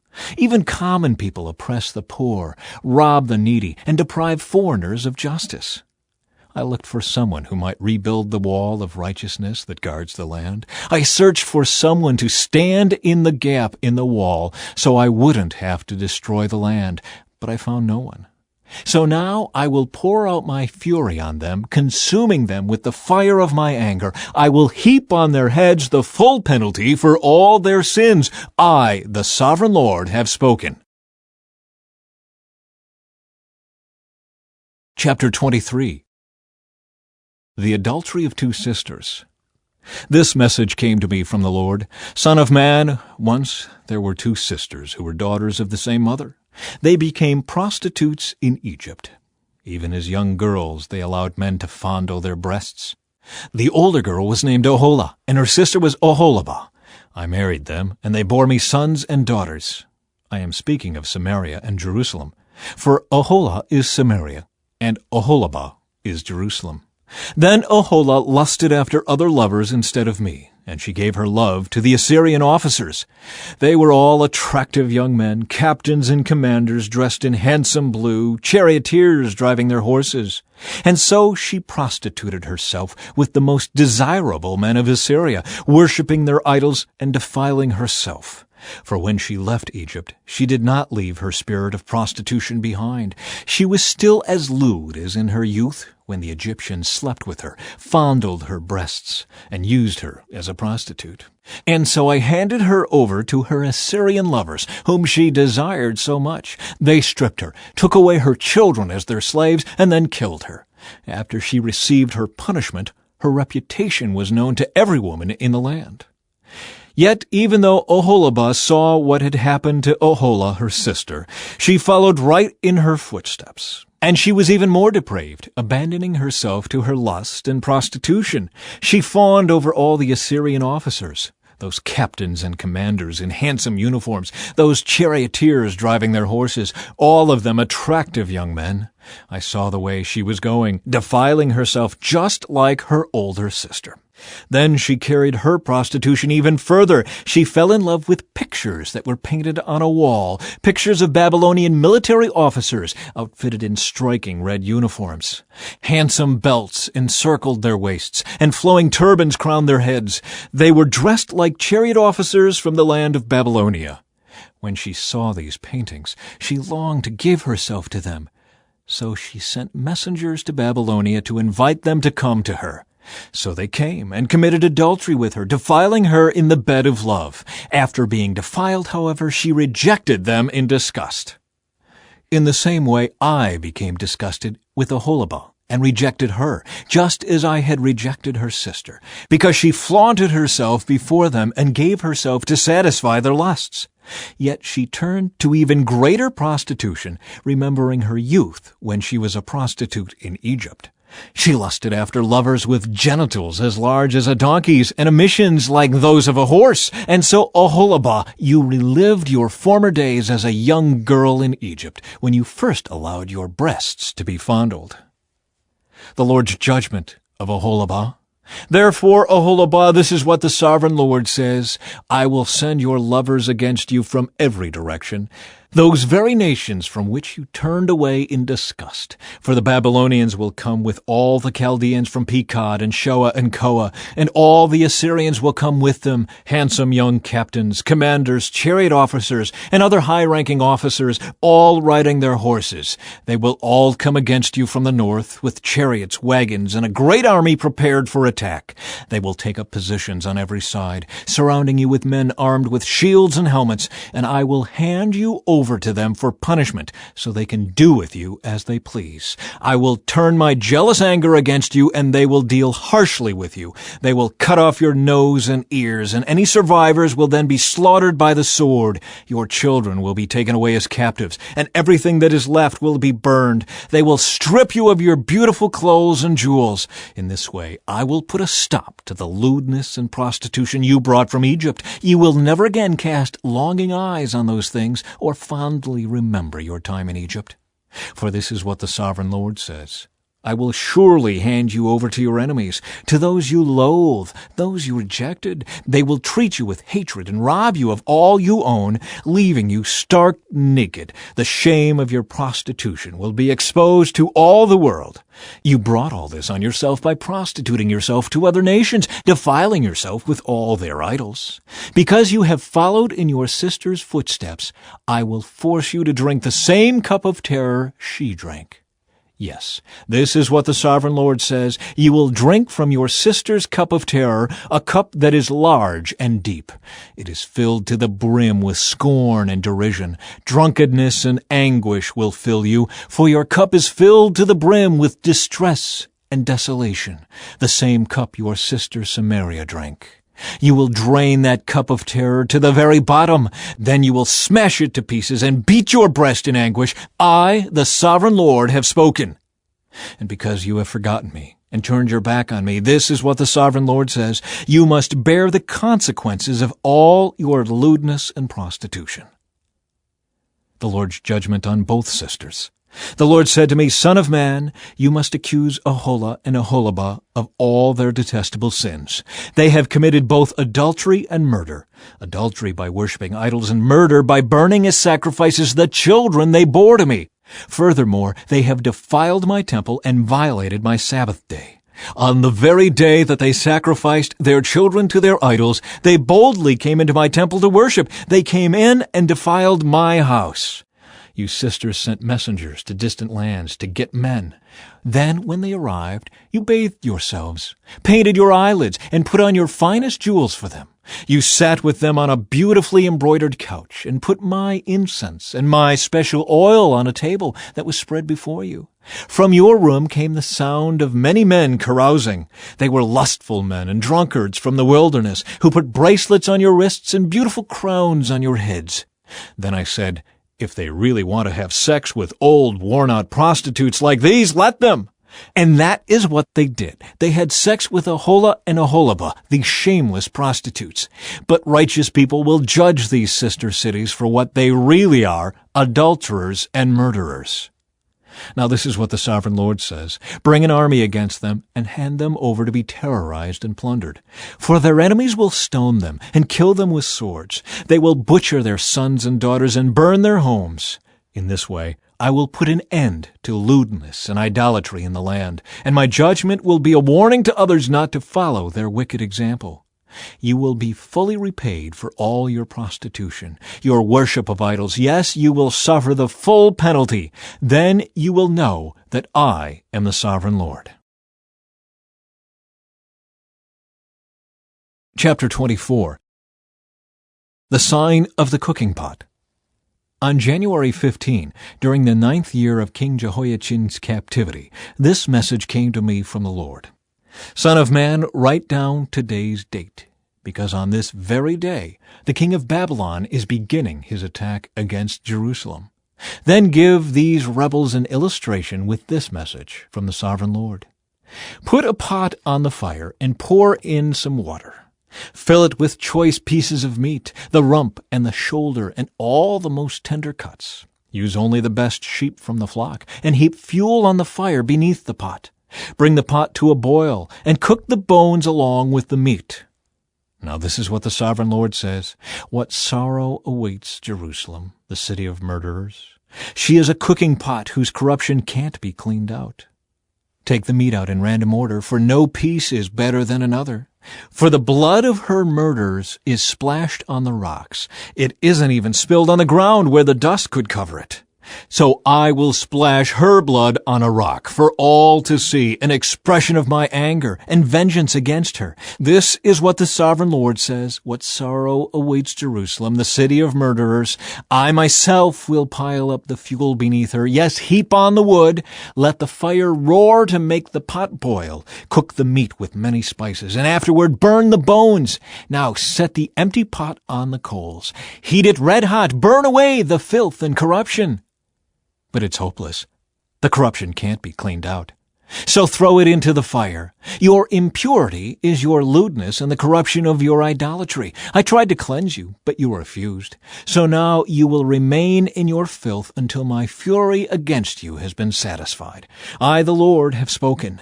The time has come, and I won't hold back. I will not change my mind, and I will have no pity on you. You will be judged on the basis of all your wicked actions, says the Sovereign Lord. The death of Ezekiel's wife. Then this message came to me from the Lord. Son of man, with one blow I will take away your dearest treasure. Yet you must not show any sorrow at her death. Do not weep. Let there be no tears. groaned silently, but let there be no wailing at her grave. Do not uncover your head or take off your sandals. Do not perform the usual rituals of mourning or accept any food brought to you by consoling friends." So I proclaimed this to the people the next morning, and in the evening my wife died. The next morning I did everything I had been told to do. Then the people asked, "What does all this mean? What are you trying to tell us?" So I said to them, "A message came to me from the Lord, and I was told to give this message to the people of Israel. This is what the Sovereign Lord says. I will defile my temple, the source of your security and pride, the place your heart delights in. Your sons and daughters, whom you left behind in Judea, will be slaughtered by the sword. Then you will do as Ezekiel has done. You will not mourn in public or console yourselves by eating the food brought by friends. Your heads will remain covered, and your sandals will not be taken off. You will not mourn or weep, but you will waste away because of your sins. You will mourn privately for all the evil you have done. Ezekiel is an example for you. You will do just as he has done, and when that time comes, you will know that I am the Lord." Then the Lord said to me, "Son of man, on the day I take away their stronghold, their joy and glory, their heart's desire, their dearest treasure, I will also take away their sons and daughters. And on that day a survivor from Jerusalem will come to you in Babylon and tell you what has happened. And when he arrives, your voice will suddenly return so you can talk to him, and you will be a symbol for these people. Then they will know that I am the Lord." Chapter 25. A message for Ammon.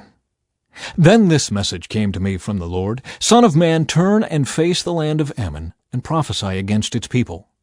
Give the Ammonites this message from the Sovereign Lord. Hear the word of the Sovereign Lord. Because you cheered when my temple was defiled, mocked Israel in her desolation, and laughed at Judah as she went away into exile, I will allow nomads from the eastern deserts to overrun your country. They will set up their camps among you and pitch their tents on your land. They will harvest all your fruit and drink the milk from your livestock. And I will turn the city of Rabbah into a pasture for camels, and all the land of the Ammonites into a resting place for sheep and goats. Then you will know that I am the Lord. This is what the Sovereign Lord says. Because you clapped and danced and cheered with glee at the destruction of my people, I will raise my fist of judgment against you. I will give you as plunder to many nations. I will cut you off from being a nation and destroy you completely. Then you will know that I am the Lord. A message for Moab. This is what the Sovereign Lord says. Because the people of Moab have said that Judah is just like all the other nations, I will open up their eastern flank and wipe out their glorious frontier towns, Beth-Jeshemoth, Baal-Meon, and Kiriathaim. And I will hand Moab over to nomads from the eastern deserts, just as I handed over Ammon. Yes, the Ammonites will no longer be counted among the nations. In the same way, I will bring my judgment down on the Moabites. Then they will know that I am the Lord. A message for Edom. This is what the Sovereign Lord says. The people of Edom have sinned greatly by avenging themselves against the people of Judah. Therefore, says the Sovereign Lord, I will raise my fist of judgment against Edom. I will wipe out its people and animals with the sword. I will make a wasteland of everything from Teman to Dedan. I will accomplish this by the hand of my people of Israel. They will carry out my vengeance with anger, and Edom will know that this vengeance is from me. I, the Sovereign Lord, have spoken. A message for Philistia. This is what the Sovereign Lord says. The people of Philistia have acted against Judah out of bitter revenge and long-standing contempt. Therefore, this is what the Sovereign Lord says. I will raise my fist of judgment against the land of the Philistines. I will wipe out the Kerethites and utterly destroy the people who live by the sea. I will execute terrible vengeance against them to punish them for what they have done. And when I have inflicted my revenge, they will know that I am the Lord. Chapter 26. A message for Tyre. On February 3, during the 12th year of King Jehoiachin's captivity, this message came to me from the Lord. Son of man, Tyre has rejoiced over the fall of Jerusalem, saying, Ha! She who was the gateway to the rich trade routes to the east has been broken, and I am the heir. Because she has been made desolate, I will become wealthy. Therefore, this is what the Sovereign Lord says. I am your enemy, O Tyre, and I will bring many nations against you, like the waves of the sea crashing against your shoreline. They will destroy the walls of Tyre and tear down its towers. I will scrape away its soil and make it a bare rock. It will be just a rock in the sea, a place for fishermen to spread their nets. For I have spoken, says the Sovereign Lord. Tyre will become the prey of many nations, and its mainland villages will be destroyed by the sword. Then they will know that I am the Lord. This is what the Sovereign Lord says. From the north I will bring King Nebuchadnezzar of Babylon against Tyre. He is King of kings and brings his horses, chariots, charioteers, and great army. First, he will destroy your mainland villages. Then he will attack you by building a siege wall, constructing a ramp, and raising a roof of shields against you. He will pound your walls with battering rams and demolish your towers with sledgehammers. The hooves of his horses will choke the city with dust, and the noise of the charioteers and chariot wheels will shake your walls as they storm through your broken gates. His horsemen will trample through every street in the city. They will butcher your people, and your strong pillars will topple. They will plunder all your riches and merchandise and break down your walls. They will destroy your lovely homes and dump your stones and timbers and even your dust into the sea. I will stop the music of your songs. No more will the sound of harps be heard among your people. I will make your island a bare rock, a place for fishermen to spread their nets. You will never be rebuilt, for I, the Lord, have spoken. Yes, the Sovereign Lord has spoken. The effect of Tyre's destruction. This is what the Sovereign Lord says to Tyre. The whole coastline will tremble at the sound of your fall, as the screams of the wounded echo in the continuing slaughter. All the seaport rulers will step down from their thrones and take off their royal robes and beautiful clothing. They will sit on the ground trembling with horror at your destruction. Then they will wail for you, singing this funeral song. O famous island city, once ruler of the sea, how you have been destroyed! Your people with their naval power once spread fear around the world. Now the coastlands tremble at your fall.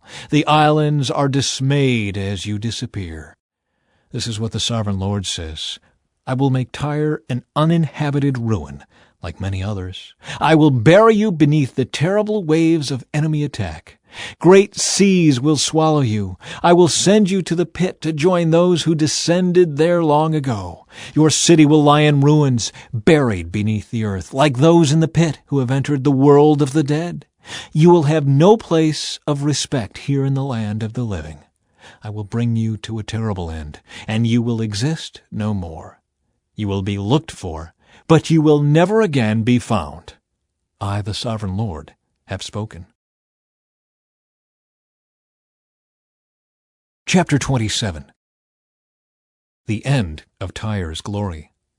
Then this message came to me from the Lord. Son of man, sing a funeral song for Tyre, that mighty gateway to the sea, the trading center of the world. Give Tyre this message from the Sovereign Lord. You boasted, O Tyre, my beauty is perfect. You extended your boundaries into the sea. Your builders made your beauty perfect. You were like a great ship built of the finest cypress from Shinar. They took a cedar from Lebanon to make a mast for you. They carved your oars from the oaks of Bashan. Your deck of pine from the coasts of Cyprus was inlaid with ivory. Your sails were made of Egypt's finest linen, and they flew as a banner above you. You stood beneath blue and purple awnings made bright with dyes from the coasts of Elisha. Your oarsmen came from Sidon and Arvad. Your helmsmen were skilled men from Tyre itself. Wise old craftsmen from Gebal did the caulking. Ships from every land came with goods to barter for your trade. Men from distant Persia, Lydia, and Libya served in your great army. They hung their shields and helmets on your walls, giving you great honor. Men from Arvad and Helek stood on your walls. Your towers were manned by men from Gamad. Their shields hung on your walls, completing your beauty. Tarshish sent merchants to buy your wares in exchange for silver, iron, tin, and lead. Merchants from Greece, Tubal and Meshech brought slaves and articles of bronze to trade with you. From Togarmah came riding horses, chariot horses, and mules, all in exchange for your goods. Merchants came to you from Dedan. Numerous coastlines were your captive markets. They brought payment in ivory tusks and ebony wood. Syria sent merchants to buy your rich variety of goods. They traded turquoise, purple dyes, embroidery, fine linen, and jewelry of coral and rubies. Judah and Israel traded for your wares, offering wheat from Minnith, figs, honey, olive oil, and balm. Damascus sent merchants to buy your rich variety of goods, bringing wine from Helbon and white wool from Zahar. Greeks from Uzal came to trade for your merchandise. Wrought iron, cassia, and fragrant calamus were bartered for your wares. Dedan sent merchants to trade their expensive saddle blankets with you. The Arabians and the princes of Kedar sent merchants to trade lambs and rams and male goats in exchange for your goods. The merchants of Sheba and Ramah came with all kinds of spices, jewels, and gold in exchange for your wares. Haran, Cana, Eden, Sheba, Ashur, and Kilmad came with their merchandise too. They brought choice fabrics to trade, blue cloth, embroidery, and multicolored carpets rolled up and bound with cords. The ships of Tarshish were your ocean caravans. Your island warehouse was filled to the brim. The destruction of Tyre. But look, your oarsmen have taken you into stormy seas. A mighty eastern gale has wrecked you in the heart of the sea. Everything is lost, your riches and wares, your sailors and pilots, your shipbuilders, merchants, and warriors. On the day of your ruin, everyone on board sinks into the depths of the sea. Your cities by the sea tremble as your pilots cry out in terror. All the oarsmen abandon their ships. The sailors and pilots on shore come to stand on the beach. They cry aloud over you and weep bitterly. They throw dust on their heads and roll in ashes. They shave their heads in grief for you and dress themselves in burlap. They weep for you with bitter anguish and deep mourning. As they wail and mourn over you, they sing this sad funeral song. Was there ever such a city as Tyre, now silent at the bottom of the sea? The merchandise you traded satisfied the desires of many nations. Kings at the ends of the earth were enriched by your trade. Now you are a wrecked ship, broken at the bottom of the sea. All your merchandise and crew have gone down with you. All who live along the coastlands are appalled at your terrible fate. Their kings are filled with horror and look on with twisted faces. The merchants among the nations shake their heads at the sight of you, for you have come to a horrible end and will exist no more. Chapter 28. A message for Tyre's king. Then this message came to me from the Lord. Son of man, give the prince of Tyre this message from the sovereign Lord. In your great pride you claim, I am a god. I sit on a divine throne in the heart of the sea. But you are only a man and not a god, though you boast that you are a god. You regard yourself as wiser than Daniel, and think no secret is hidden from you. With your wisdom and understanding you have amassed great wealth, gold and silver for your treasuries. Yes, your wisdom has made you very rich, and your riches have made you very proud. Therefore, this is what the sovereign Lord says.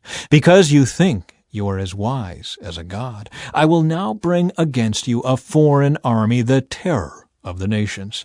They will draw their swords against your marvelous wisdom and defile your splendor. They will bring you down to the pit, and you will die in the heart of the sea, pierced with many wounds.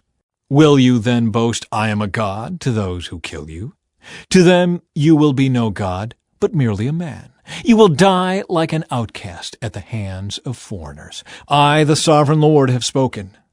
Then this further message came to me from the Lord. Son of man, sing this funeral song for the king of Tyre. Give him this message from the sovereign Lord. You are the model of perfection, full of wisdom and exquisite in beauty. You were in Eden, the garden of God. Your clothing was adorned with every precious stone. Red carnelian, pale green peridot, white moonstone, blue-green beryl, onyx, green jasper, blue lapis lazuli, turquoise, and emerald, all beautifully crafted for you and set in the finest gold. They were given to you on the day you were created. I ordained and anointed you as the mighty angelic guardian. You had access to the holy mountain of God and walked among the stones of fire. You were blameless in all you did from the day you were created until the day evil was found in you. Your rich commerce led you to violence, and you sinned. So I banished you in disgrace from the mountain of God. I expelled you, O mighty guardian, from your place among the stones of fire. Your heart was filled with pride because of all your beauty. Your wisdom was corrupted by your love of splendor. So I threw you to the ground and exposed you to the curious gaze of kings. You defiled your sanctuaries with your many sins and your dishonest trade. So I brought fire out from within you, and it consumed you. I reduced you to ashes on the ground in the sight of all who were watching. All who knew you are appalled at your fate. You have come to a terrible end, and you will exist no more. A message for Sidon. Then another message came to me from the Lord. Son of man, turn and face the city of Sidon and prophesy against it. Give the people of Sidon this message from the sovereign Lord. I am your enemy, O Sidon, and I will reveal my glory by what I do to you. When I bring judgment against you and reveal my holiness among you, everyone watching will know that I am the Lord. I will send a plague against you, and blood will be spilled in your streets. The attack will come from every direction, and your people will lie slaughtered within your walls. Then everyone will know that I am the Lord. No longer will Israel's scornful neighbors prick and tear at her like briars and thorns, for then they will know that I am the sovereign Lord. Restoration for Israel. This is what the sovereign Lord says. The people of Israel will again live in their own land, the land I gave my servant Jacob. For I will gather them from the distant lands where I have scattered them. I will reveal to the nations of the world my holiness among my people. They will live safely in Israel and build homes and plant vineyards. And when I punish the neighboring nations that treated them with contempt, they will know that I am the Lord their God. Chapter 29. A message for Egypt. On January 7, during the 10th year of King Jehoiachin's captivity, this message came to me from the Lord. Son of man, turn and face Egypt, and prophesy against Pharaoh the king and all the people of Egypt.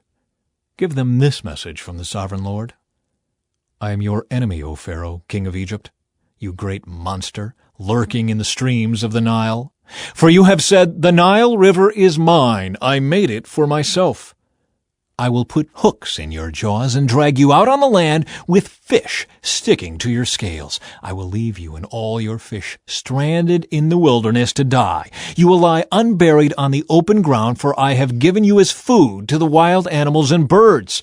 All the people of Egypt will know that I am the Lord. For to Israel you were just a staff made of reeds.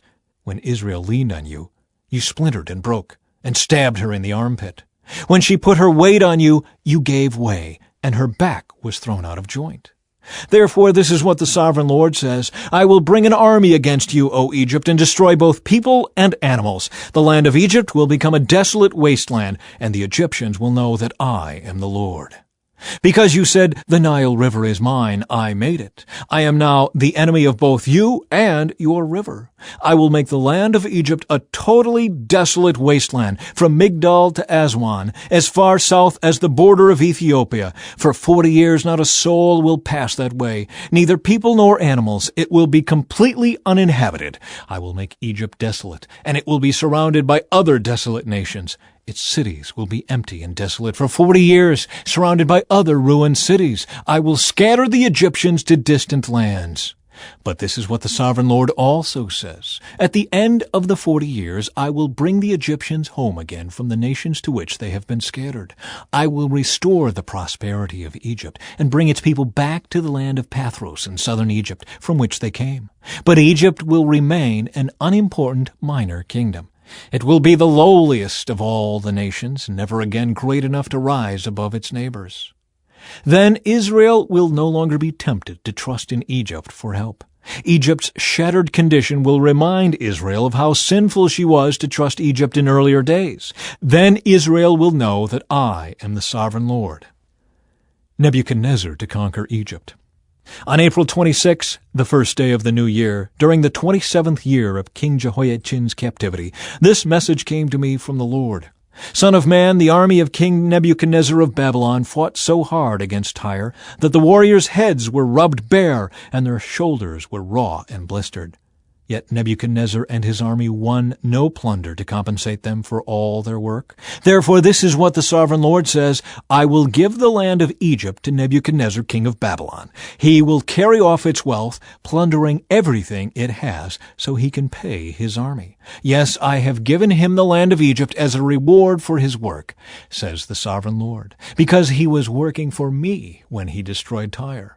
And the day will come when I will cause the ancient glory of Israel to revive, and then, Ezekiel, your words will be respected. Then they will know that I am the Lord. Chapter 30. A sad day for Egypt. This is another message that came to me from the Lord. Son of man, prophesy and give this message from the sovereign Lord. Weep and wail for that day, for the terrible day is almost here, the day of the Lord. It is a day of clouds and gloom, a day of despair for the nations. A sword will come against Egypt, and those who are slaughtered will cover the ground. Its wealth will be carried away, and its foundations destroyed. The land of Ethiopia will be ravished.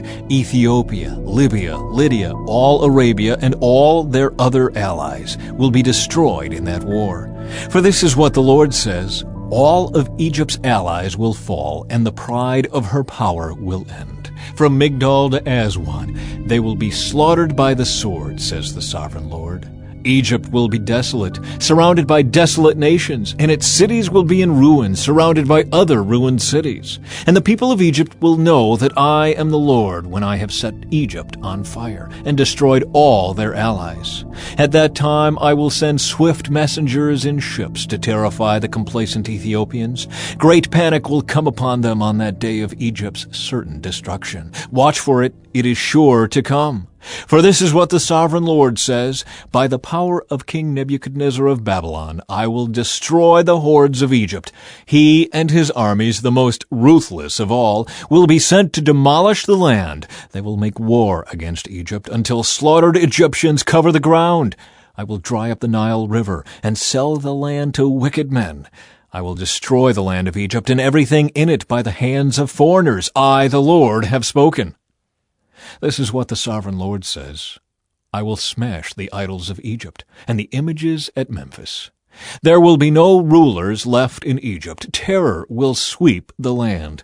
I will destroy southern Egypt, set fire to Zoan, and bring judgment against Thebes. I will pour out my fury on Pelusium, the strongest fortress of Egypt, and I will stamp out the hordes of Thebes. Yes, I will set fire to all Egypt. Pelusium will be racked with pain. Thebes will be torn apart. Memphis will live in constant terror. The young men of Heliopolis and Bubastis will die in battle, and the women will be taken away as slaves.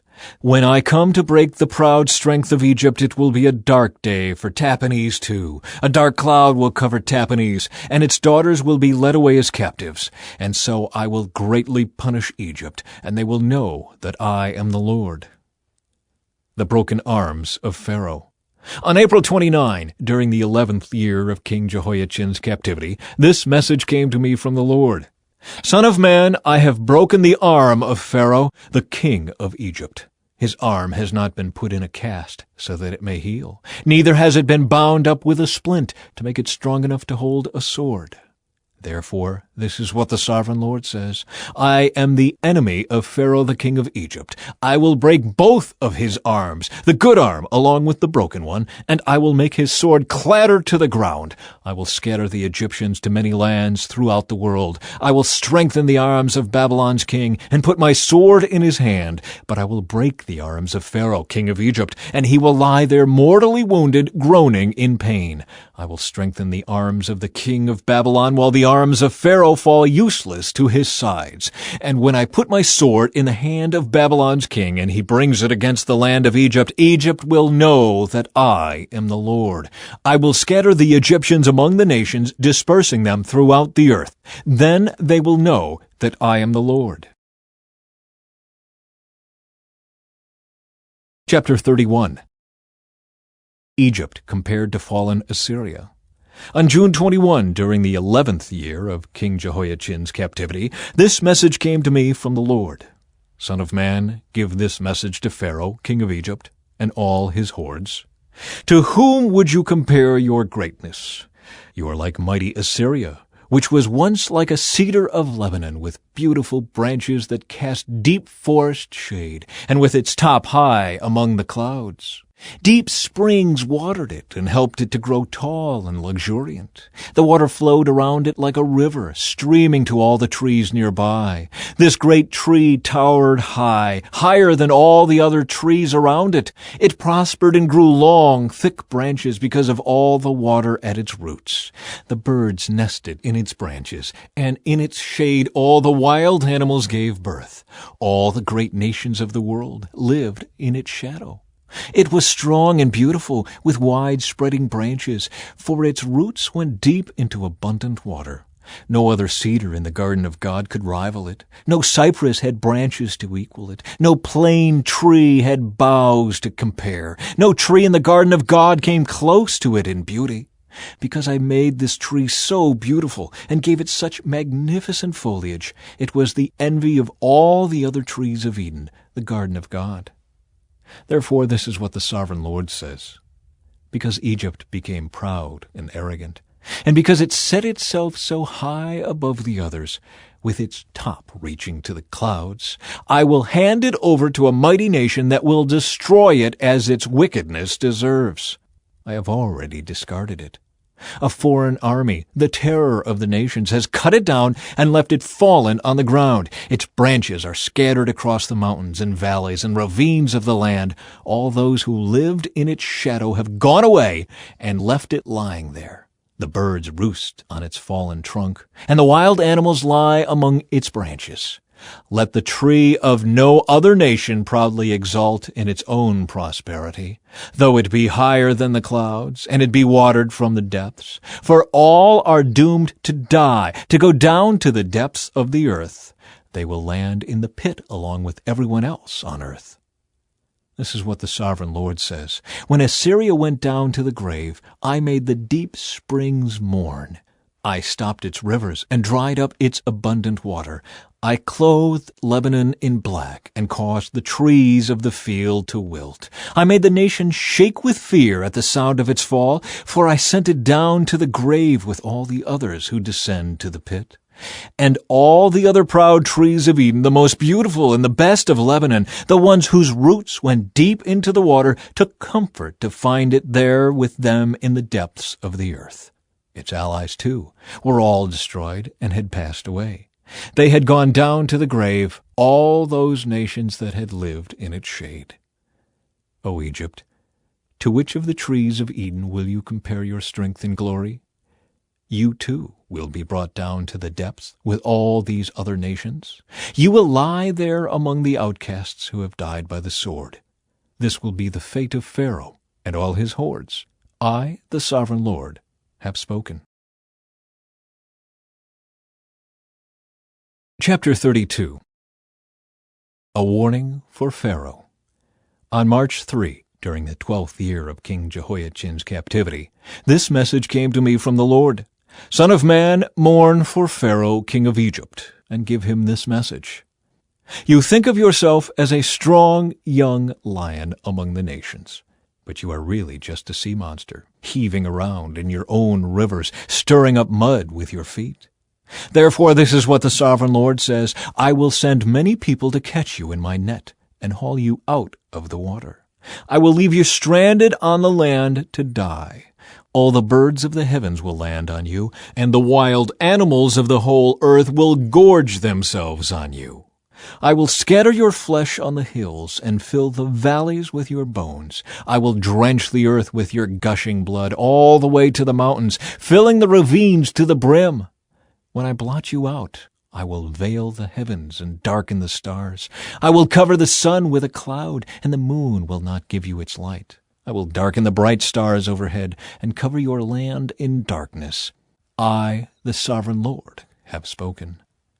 I will disturb many hearts when I bring news of your downfall to distant nations you have never seen. Yes, I will shock many lands, and their kings will be terrified at your fate. They will shudder in fear for their lives as I brandish my sword before them on the day of your fall. For this is what the sovereign Lord says: the sword of the king of Babylon will come against you. I will destroy your hordes with the swords of mighty warriors, the terror of the nations. They will shatter the pride of Egypt, and all its hordes will be destroyed.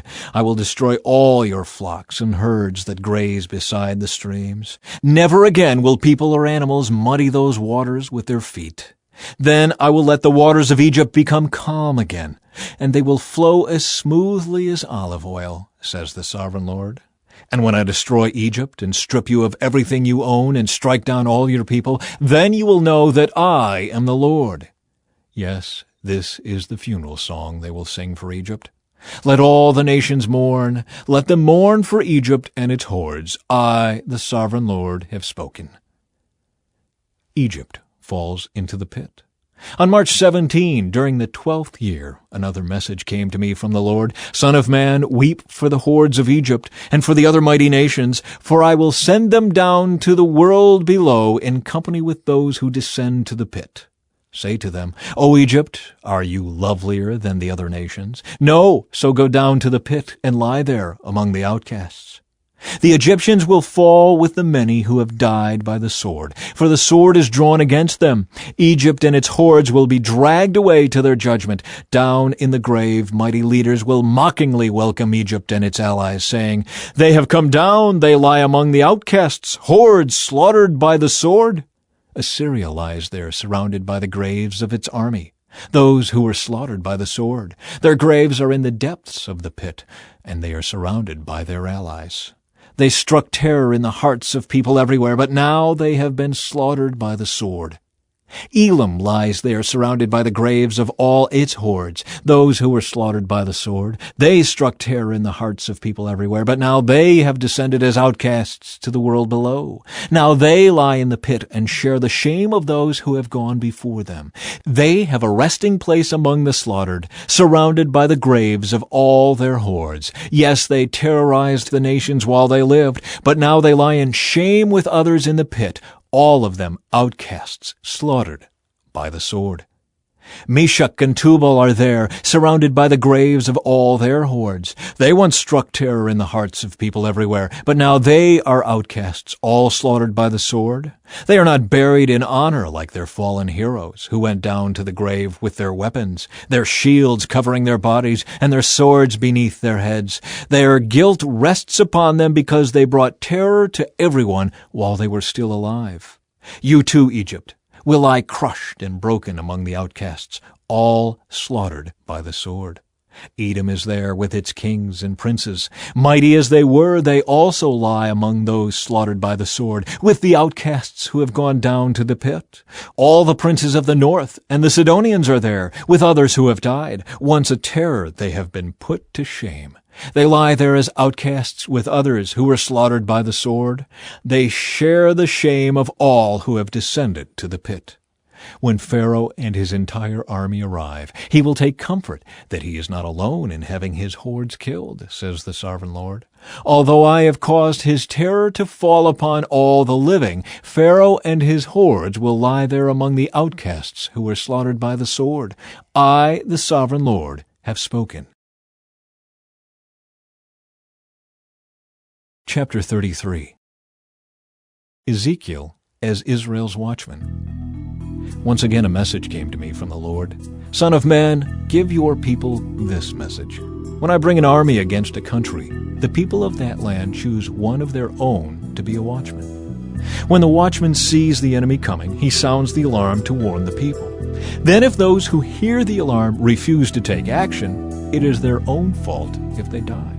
They heard the alarm but ignored it, so the responsibility is theirs. If they had listened to the warning, they could have saved their lives. But if the watchman sees the enemy coming and doesn't sound the alarm to warn the people, he is responsible for their captivity.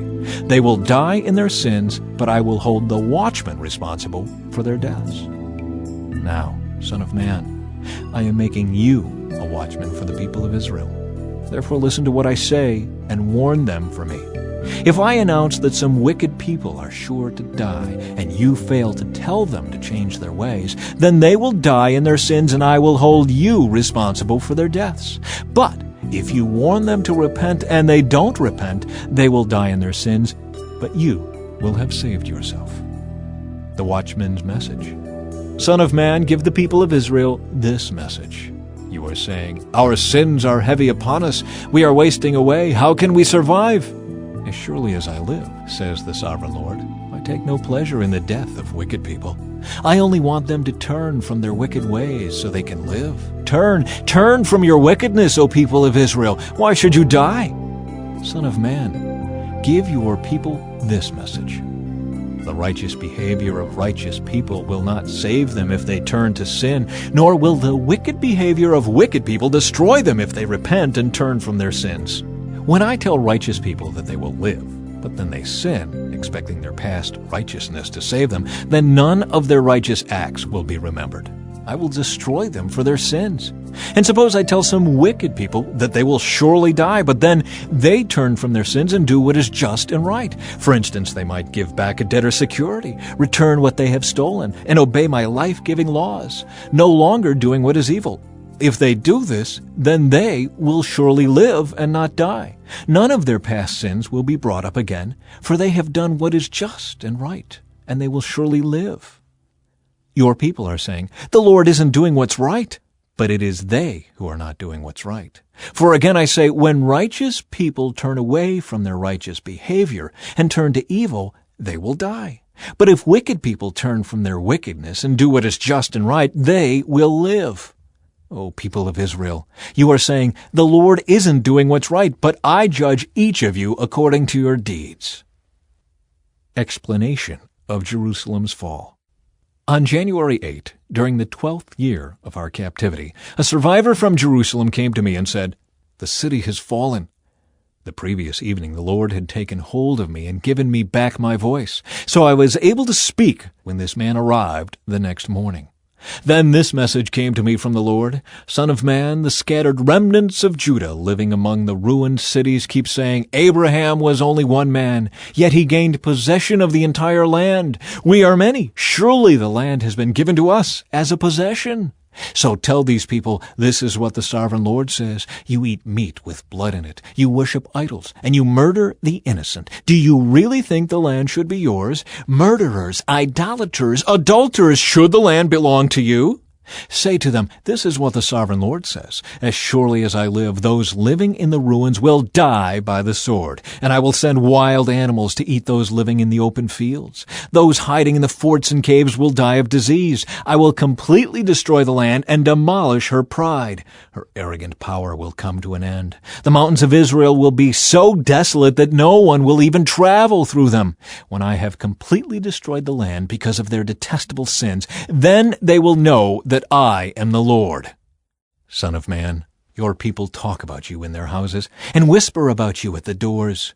They say to each other, come on, let's go hear the prophet tell us what the Lord is saying. So my people come pretending to be sincere and sit before you.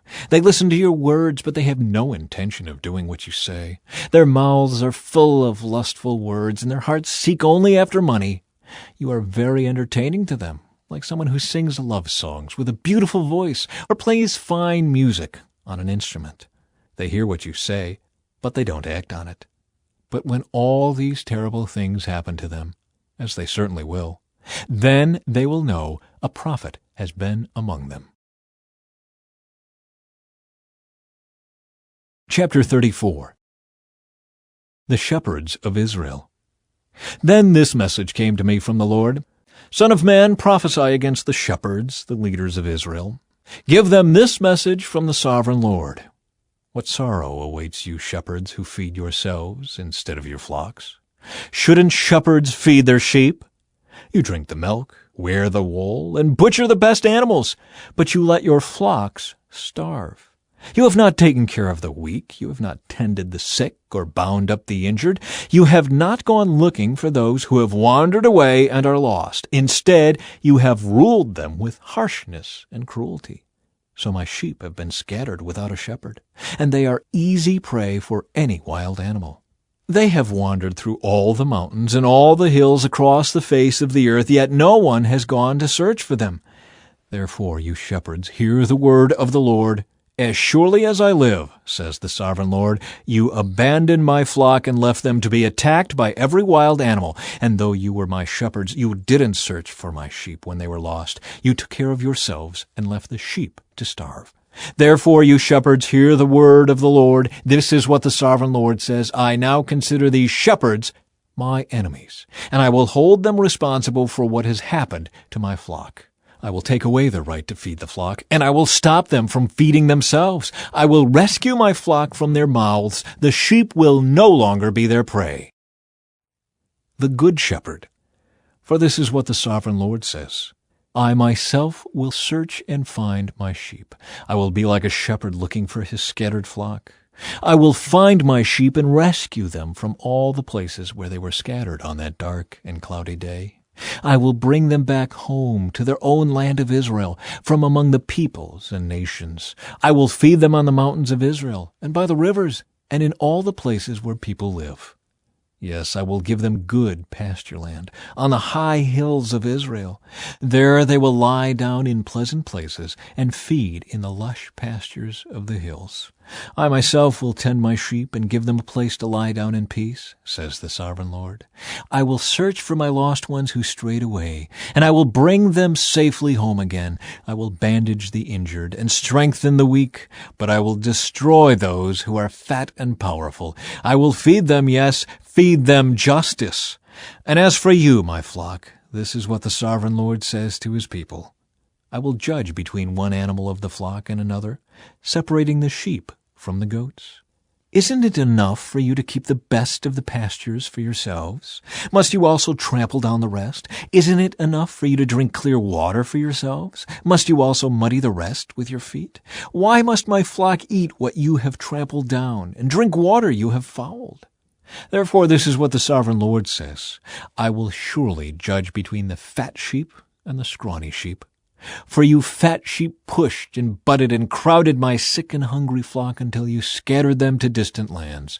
So I will rescue my flock, and they will no longer be abused. I will judge between one animal of the flock and another, and I will set over them one shepherd, my servant David. He will feed them and be a shepherd to them.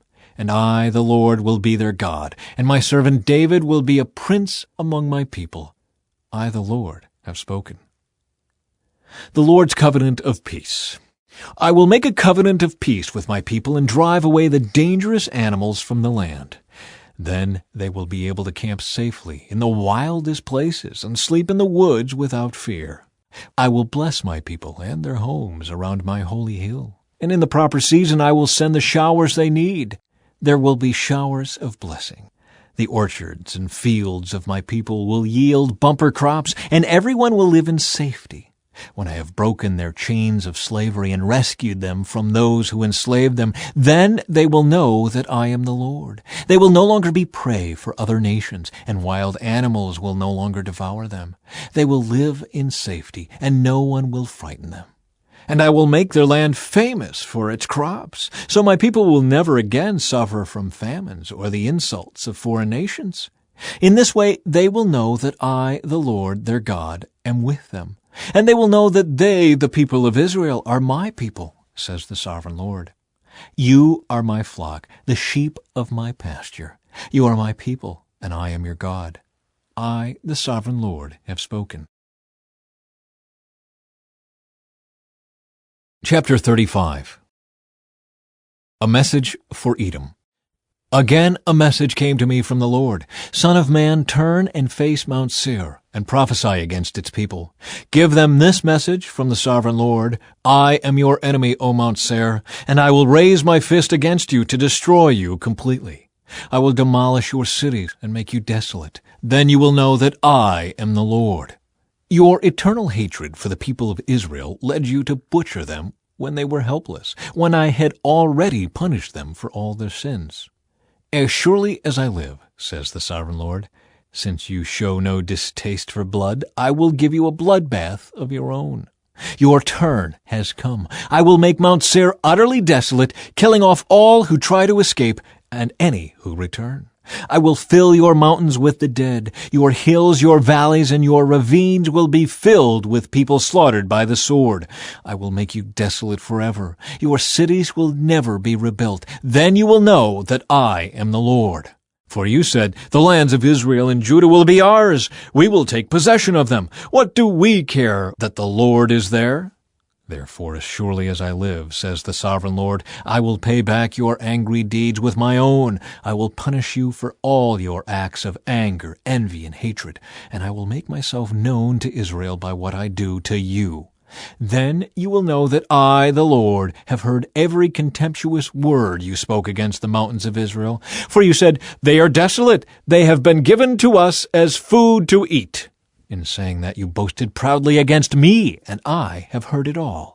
This is what the sovereign Lord says. The whole world will rejoice when I make you desolate. You rejoiced at the desolation of Israel's territory. Now I will rejoice at yours. You will be wiped out, you people of Mount Seir, and all who live in Edom. Then you will know that I am the Lord. Chapter 36. Restoration for Israel. Son of man, prophesy to Israel's mountains. Give them this message.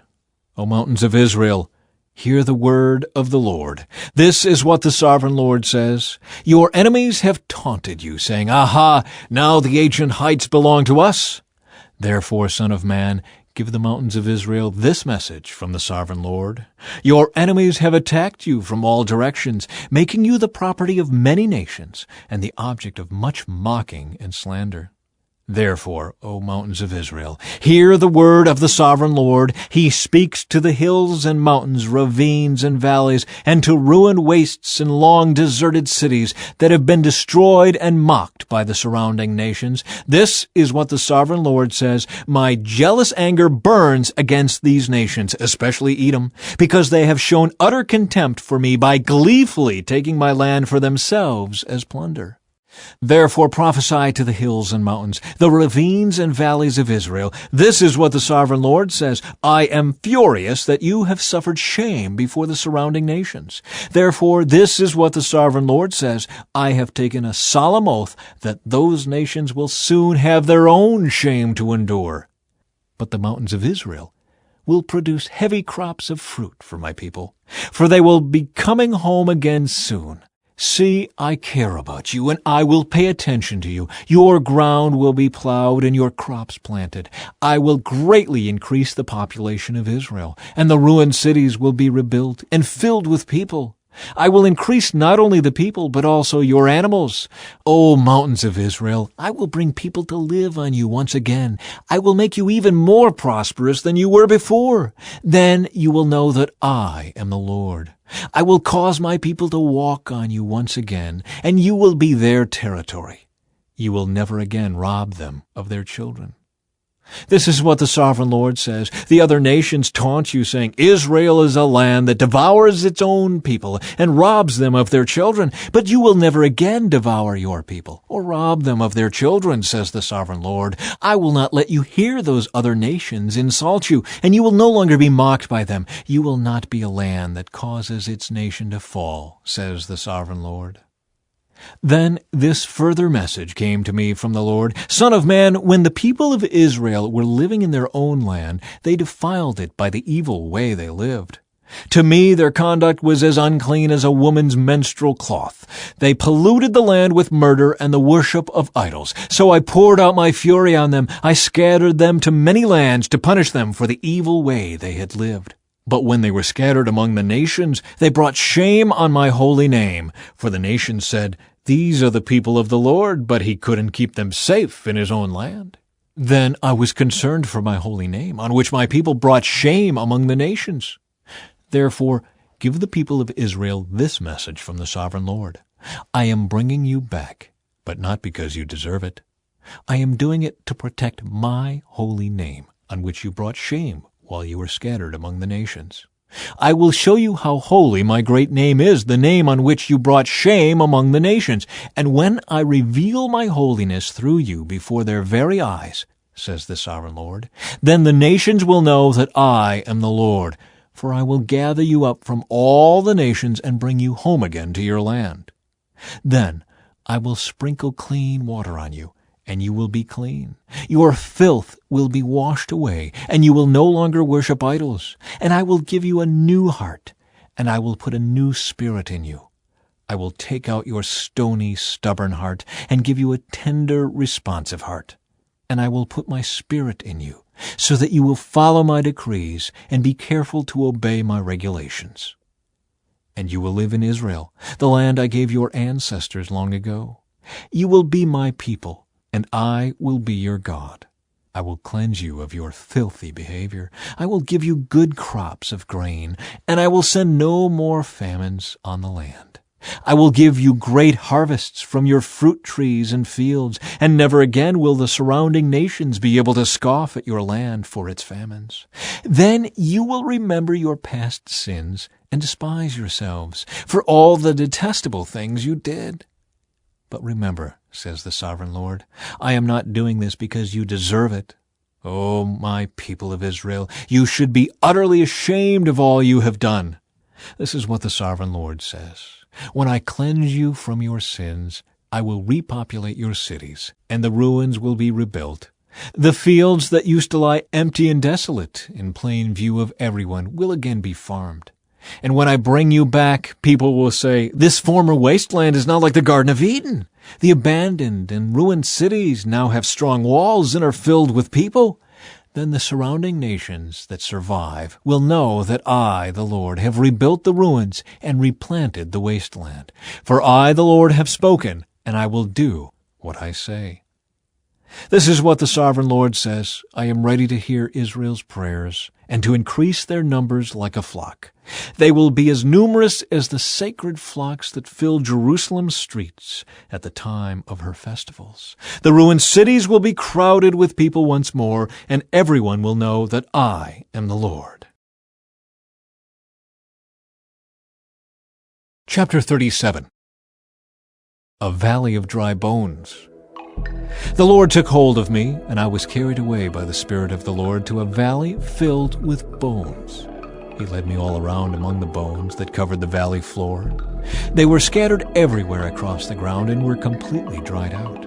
Then he asked me, Son of man, can these bones become living people again? Oh, Sovereign Lord, I replied, you alone know the answer to that. Then he said to me, Speak a prophetic message to these bones and say, Dry bones, listen to the word of the Lord. This is what the Sovereign Lord says. Look, I am going to put breath into you and make you live again.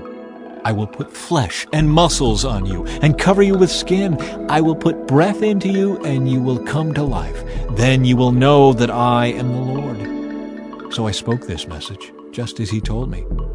Suddenly, as I spoke, there was a rattling noise all across the valley. The bones of each body came together and attached themselves as complete skeletons. Then, as I watched, muscles and flesh formed over the bones. The skin formed to cover their bodies, but they still had no breath in them. Then he said to me, Speak a prophetic message to the winds, Son of man.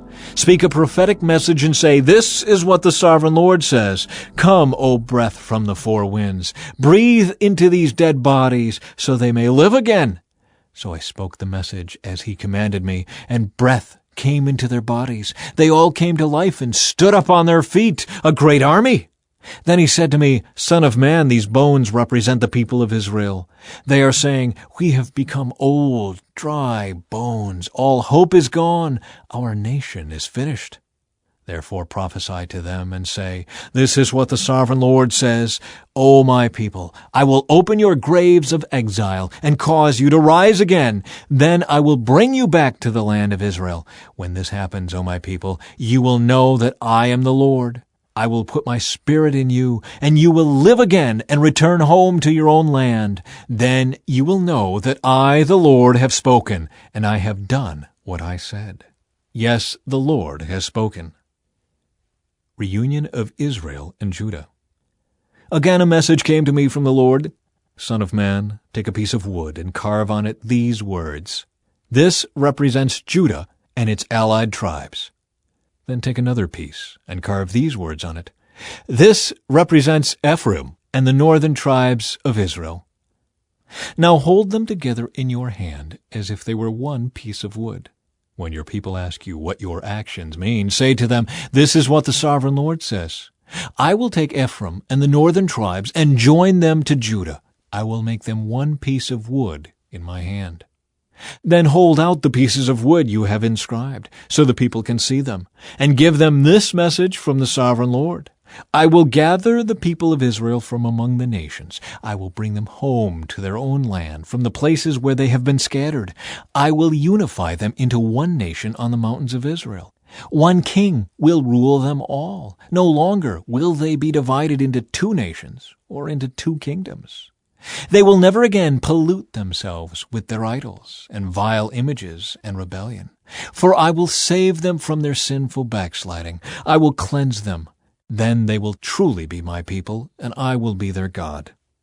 My servant David will be their king, and they will have only one shepherd. They will obey my regulations and be careful to keep my decrees. They will live in the land I gave my servant Jacob, the land where their ancestors lived. They and their children and their grandchildren after them will live there forever, generation after generation. And my servant David will be their prince forever. And I will make a covenant of peace with them, an everlasting covenant. I will give them their land and increase their numbers, and I will put my temple among them forever. I will make my home among them. I will be their God, and they will be my people. And when my temple is among them forever, the nations will know that I am the Lord who makes Israel holy. Chapter 38. A message for Gog. This is another message that came to me from the Lord. Son of man, turn and face Gog of the land of Magog, the prince who rules over the nations of Meshech and Tubal, and prophesy against him. Give him this message from the sovereign Lord. Gog, I am your enemy. I will turn you around and put hooks in your jaws to lead you out with your whole army, your horses and charioteers in full armor, and a great horde armed with shields and swords. Persia, Ethiopia, and Libya will join you too, with all their weapons. Gomer and all its armies will also join you, along with the armies of Beth Togarmah from the distant north, and many others. Get ready. Be prepared. Keep all the armies around you mobilized and take command of them. A long time from now, you will be called into action. In the distant future, you will swoop down on the land of Israel, which will be enjoying peace after recovering from war and after its people have returned from many lands to the mountains of Israel. You and all your allies, a vast and awesome army, will roll down on them like a storm and cover the land like a cloud. This is what the sovereign Lord says. At that time, evil thoughts will come to your mind, and you will devise a wicked scheme. You will say, Israel is an unprotected land filled with unwalled villages. I will march against her and destroy these people who live in such confidence. I will go to those formerly desolate cities that are now filled with people who have returned from exile in many nations. I will capture vast amounts of plunder, for the people are rich with livestock and other possessions now. They think the whole world revolves around them. But Sheba and Dedan and the merchants of Tarshish will ask, do you really think the armies you have gathered can rob them of silver and gold? Do you think you can drive away their livestock and seize their goods and carry off plunder? Therefore, son of man, prophesy against Gog. Give him this message from the sovereign Lord. When my people are living in peace in their land, then you will rouse yourself. You will come from your homeland in the distant north with your vast cavalry and your mighty army, and you will attack my people Israel, covering their land like a cloud. At that time, in the distant future, I will bring you against my land as everyone watches, and my holiness will be displayed by what happens to you, Gog. Then all the nations will know that I am the Lord. This is what the sovereign Lord asks. Are you the one I was talking about long ago, when I announced through Israel's prophets that in the future I would bring you against my people? But this is what the Sovereign Lord says. When Gog invades the land of Israel, my fury will boil over. In my jealousy and blazing anger, I promise a mighty shaking in the land of Israel on that day. All living things, the fish in the sea, the birds of the sky, the animals of the field, the small animals that scurry along the ground, and all the people on earth will quake in terror at my presence. Mountains will be thrown down, cliffs will crumble, walls will fall to the earth. I will summon the sword against you on all the hills of Israel, says the Sovereign Lord. Your men will turn their swords against each other. I will punish you and your armies with disease and bloodshed. I will send torrential rain, hailstones, fire, and burning sulfur. In this way I will show my greatness and holiness, and I will make myself known to all the nations of the world. Then they will know that I am the Lord. Chapter 39. The Slaughter of Gog's Hordes. Son of man, prophesy against Gog. Give him this message from the Sovereign Lord. I am your enemy, O Gog, ruler of the nations of Meshech and Tubal. I will turn you around and drive you toward the mountains of Israel, bringing you from the distant north. I will knock the bow from your left hand and the arrows from your right hand, and I will leave you helpless. You and your army and your allies will all die on the mountains. I will feed you to the vultures and wild animals. You will fall in the open fields, for I have spoken, says the Sovereign Lord. And I will rain down fire on Magog and on all your allies who live safely on the coasts. Then they will know that I am the Lord. In this way I will make known my holy name among my people of Israel. I will not let anyone bring shame on it. And the nations too will know that I am the Lord, the Holy One of Israel. That day of judgment will come, says the Sovereign Lord. Everything will happen just as I have declared it. Then the people in the towns of Israel will go out and pick up your small and large shields, bows and arrows, javelins and spears, and they will use them for fuel. There will be enough to last them 7 years. They won't need to cut wood from the fields or forests, for these weapons will give them all the fuel they need. They will plunder those who plan to plunder them, and they will rob those who plan to rob them, says the Sovereign Lord. And I will make a vast graveyard for Gog and his hordes in the valley of the travelers east of the Dead Sea. It will block the way of those who travel there, and they will change the name of the place to the Valley of Gog's Hordes. It will take 7 months for the people of Israel to bury the bodies and cleanse the land. Everyone in Israel will help, for it will be a glorious victory for Israel when I demonstrate my glory on that day, says the Sovereign Lord. After 7 months, teams of men will be appointed to search the land for skeletons to bury, so the land will be made clean again. Whenever bones are found, a marker will be set up so the burial crews will take them to be buried in the valley of Gog's hordes. There will be a town there named Hamona, which means horde, and so the land will finally be cleansed. And now, Son of man, this is what the Sovereign Lord says. Call all the birds and wild animals. Say to them, gather together for my great sacrificial feast. Come from far and near to the mountains of Israel, and there eat flesh and drink blood. Eat the flesh of mighty men and drink the blood of princes, as though they were rams, lambs, goats, and bulls, all fattened animals from Bashan.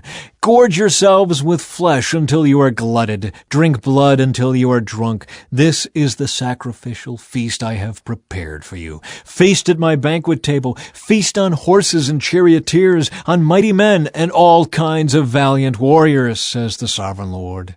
In this way I will demonstrate my glory to the nations. Everyone will see the punishment I have inflicted on them, and the power of my fist when I strike. And from that time on, the people of Israel will know that I am the Lord their God. The nations will then know why Israel was sent away to exile. It was punishment for sin, for they were unfaithful to their God. Therefore I turned away from them and let their enemies destroy them. I turned my face away and punished them because of their defilement and their sins. Restoration for God's people. So now this is what the Sovereign Lord says. I will end the captivity of my people. I will have mercy on all Israel, for I jealously guard my holy reputation. They will accept responsibility for their past shame and unfaithfulness after they come home to live in peace in their own land, with no one to bother them. When I bring them home from the lands of their enemies, I will display my holiness among them for all the nations to see. Then my people will know that I am the Lord their God, because I sent them away to exile and brought them home again. I will leave none of my people behind, and I will never again turn my face from them, for I will pour out my Spirit upon the people of Israel. I, the Sovereign Lord, have spoken. Chapter 40. The New Temple Area. On April 28, during the 25th year of our captivity, 14 years after the fall of Jerusalem, the Lord took hold of me. In a vision from God, He took me to the land of Israel and set me down on a very high mountain. From there I could see toward the south what appeared to be a city. As He brought me nearer, I saw a man whose face shone like bronze standing beside a gateway entrance. He was holding in his hand a linen measuring cord and a measuring rod. He said to me, "Son of man, watch and listen. Pay close attention to everything I show you. You have been brought here so I can show you many things. Then you will return to the people of Israel and tell them everything you have seen." The East Gateway. I could see a wall completely surrounding the temple area. The man took a measuring rod that was 10.5 feet long and measured the wall, and the wall was 10.5 feet thick and 10.5 feet high. Then he went over to the eastern gateway. He climbed the steps and measured the threshold of the gateway. It was 10.5 feet front to back. There were guard alcoves on each side built into the gateway passage. Each of these alcoves was 10.5 feet square, with a distance between them of 8 3/4 feet along the passage wall. The gateway's inner threshold, which led to the entry room at the inner end of the gateway passage, was 10.5 feet front to back. He also measured the entry room of the gateway. It was 14 feet across, with supporting columns 3.5 feet thick. This entry room was at the inner end of the gateway structure, facing toward the temple. There were 3 guard alcoves on each side of the gateway passage. Each had the same measurements, and the dividing walls separating them were also identical. The man measured the gateway entrance, which was 17.5 feet wide at the opening and 22 3/4 feet wide in the gateway passage. In front of each of the guard alcoves was a 21-inch curb. The alcoves themselves were 10.5 feet on each side. Then he measured the entire width of the gateway, measuring the distance between the back walls of facing guard alcoves. This distance was 43 3/4 feet. He measured the dividing walls all along the inside of the gateway up to the entry room of the gateway. This distance was 105 feet. The full length of the gateway passage was 87.5 feet from one end to the other. There were recessed windows that narrowed inward through the walls of the guard alcoves and their dividing walls. There were also windows in the entry room. The surfaces of the dividing walls were decorated with carved palm trees. The outer courtyard. Then the man brought me through the gateway into the outer courtyard of the temple. A stone pavement ran along the walls of the courtyard, and 30 rooms were built against the walls, opening onto the pavement. This pavement flanked the gates and extended out from the walls into the courtyard the same distance as the gateway entrance. This was the lower pavement. Then the man measured across the temple's outer courtyard between the outer and inner gateways. The distance was 175 feet. The north gateway. The man measured the gateway on the north, just like the one on the east. Here, too, there were 3 guard alcoves on each side, with dividing walls and an entry room. All the measurements matched those of the east gateway. The gateway passage was 87.5 feet long and 43 3/4 feet wide between the back walls of facing guard alcoves. The windows, the entry room, and the palm tree decorations were identical to those in the east gateway. There were 7 steps leading up to the gateway entrance, and the entry room was at the inner end of the gateway passage. Here on the north side, just as on the east, there was another gateway leading to the temple's inner courtyard directly opposite this outer gateway. The distance between the two gateways was 175 feet. The south gateway. Then the man took me around to the south gateway and measured its various parts, and they were exactly the same as in the others. It had windows along the walls as the others did, and there was an entry room where the gateway passage opened into the outer courtyard. And like the others, the gateway passage was 87.5 feet long and 43.75 feet wide between the back walls of facing guard alcoves. This gateway also had a stairway of 7 steps leading up to it and an entry room at the inner end, and palm tree decorations along the dividing walls. And here again, directly opposite the outer gateway, was another gateway that led into the inner courtyard. The distance between the two gateways was 175 feet. Gateways to the inner courtyard. Then the man took me to the south gateway leading into the inner courtyard. He measured it, and it had the same measurements as the other gateways. Its guard alcoves, dividing walls, and entry room were the same size as those in the others. It also had windows along its walls and in the entry room. And like the others, the gateway passage was 87.5 feet long and 43.75 feet wide. The entry rooms of the gateways leading into the inner courtyard were 14 feet across and 43.75 feet wide. The entry room to the south gateway faced into the outer courtyard. It had palm tree decorations on its columns, and there were 8 steps leading to its entrance. Then he took me to the east gateway leading to the inner courtyard. He measured it, and it had the same measurements as the other gateways. Its guard alcoves, dividing walls, and entry room were the same size as those of the others. And there were windows along the walls and in the entry room. The gateway passage measured 87.5 feet long and 43.75 feet wide.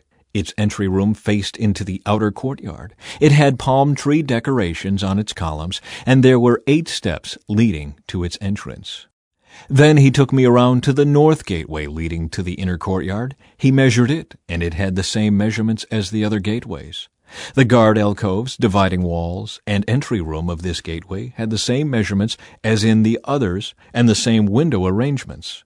The gateway passage measured 87.5 feet long and 43.75 feet wide. Its entry room faced into the outer courtyard, and it had palm tree decorations on the columns.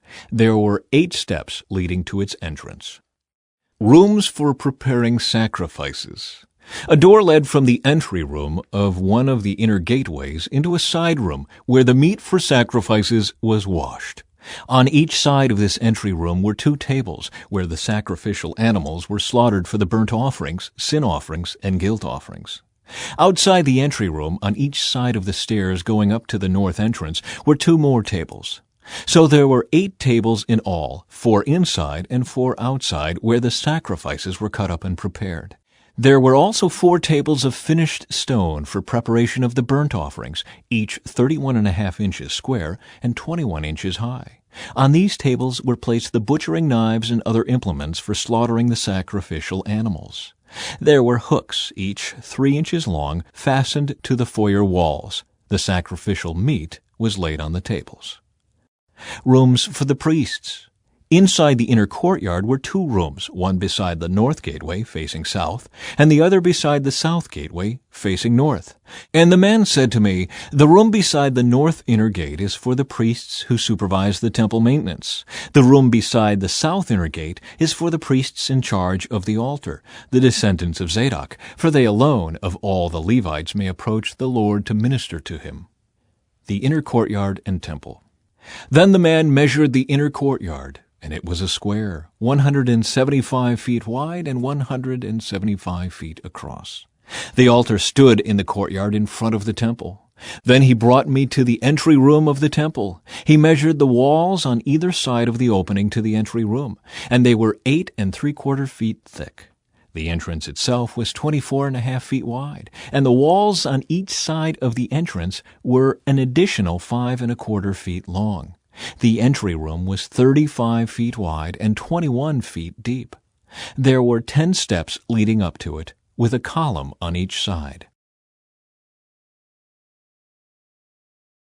Chapter 41. After that, the man brought me into the sanctuary of the temple. He measured the walls on either side of its doorway, and they were 10.5 feet thick. The doorway was 17.5 feet wide, and the walls on each side of it were 8.75 feet long. The sanctuary itself was 70 feet long and 35 feet wide. Then he went beyond the sanctuary into the inner room. He measured the walls on either side of its entrance, and they were 3.5 feet thick. The entrance was 10.5 feet wide, and the walls on each side of the entrance were 12.25 feet long. The inner room of the sanctuary was 35 feet long and 35 feet wide. This, he told me, is the most holy place. Then he measured the wall of the temple, and it was 10.5 feet thick. There was a row of rooms along the outside wall. Each room was 7 feet wide. These side rooms were built in 3 levels, one above the other, with 30 rooms on each level. The supports for these side rooms rested on exterior ledges on the temple wall. They did not extend into the wall. Each level was wider than the one below it, corresponding to the narrowing of the temple wall as it rose higher. A stairway led up from the bottom level through the middle level to the top level. I saw that the temple was built on a terrace, which provided a foundation for the side rooms. This terrace was 10.5 feet high. The outer wall of the temple's side rooms was 8.75 feet thick. This left an open area between these side rooms and the row of rooms along the outer wall of the inner courtyard. This open area was 35 feet wide, and it went all the way around the temple. 2 doors opened from the side rooms into the terrace yard, which was 8.75 feet wide. One door faced north and the other south. A large building stood on the west, facing the temple courtyard. It was 122.5 feet wide and 157.5 feet long, and its walls were 8.75 feet thick. Then the man measured the temple, and it was 175 feet long.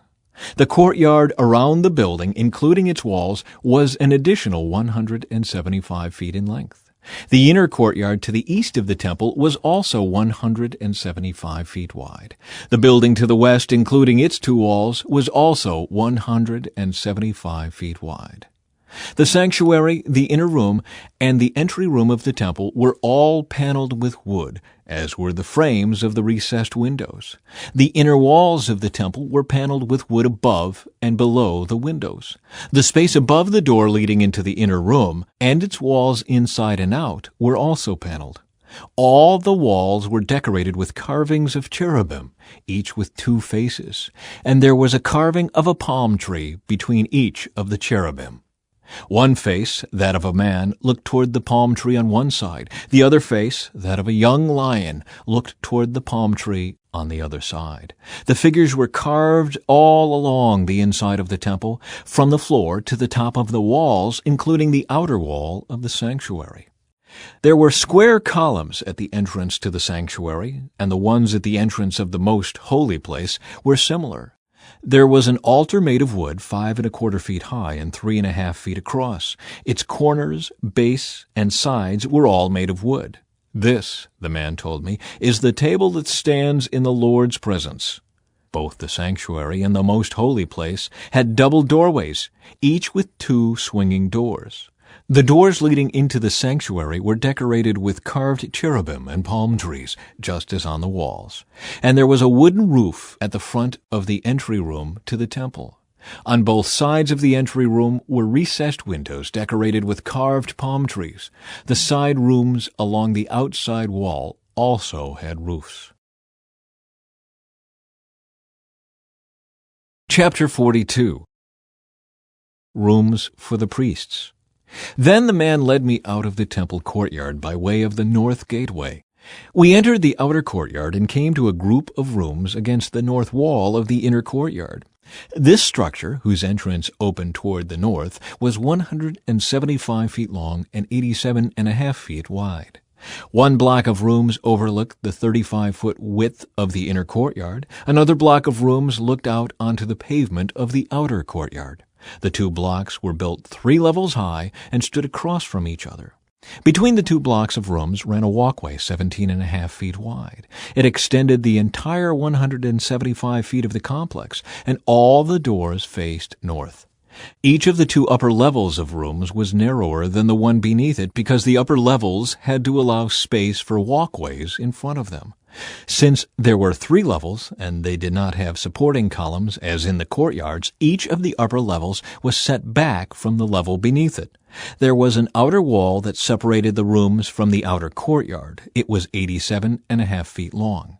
This wall added length to the outer block of rooms, which extended for only 87.5 feet, while the inner block, the rooms toward the temple, extended for 175 feet. There was an eastern entrance from the outer courtyard to these rooms. On the south side of the temple, there were 2 blocks of rooms just south of the inner courtyard, between the temple and the outer courtyard.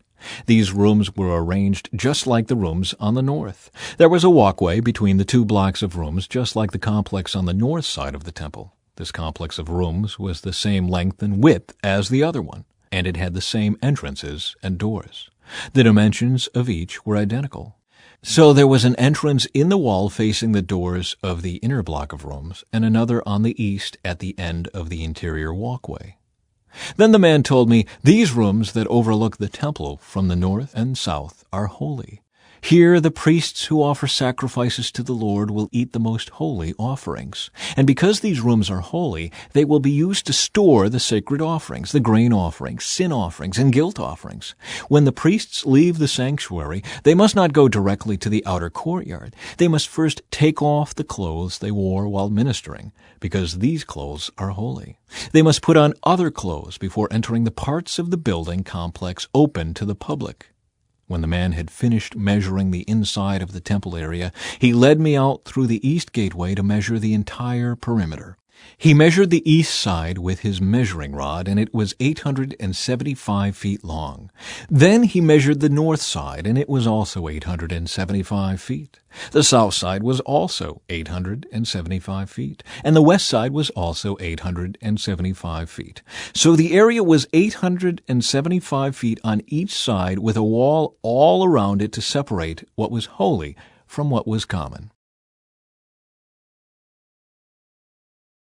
Chapter 43. The Lord's glory returns. After this, the man brought me back around to the east gateway. Suddenly, the glory of the God of Israel appeared from the east. The sound of his coming was like the roar of rushing waters, and the whole landscape shone with his glory. This vision was just like the others I had seen, first by the Kebar River, and then when he came to destroy Jerusalem. I fell face down on the ground, and the glory of the Lord came into the temple through the east gateway. Then the Spirit took me up and brought me into the inner courtyard, and the glory of the Lord filled the temple. And I heard someone speaking to me from within the temple, while the man who had been measuring stood beside me. The Lord said to me, "Son of man, this is the place of my throne, and the place where I will rest my feet. I will live here forever among the people of Israel. They and their kings will not defile my holy name any longer by their adulterous worship of other gods, or by honoring the relics of their kings who have died.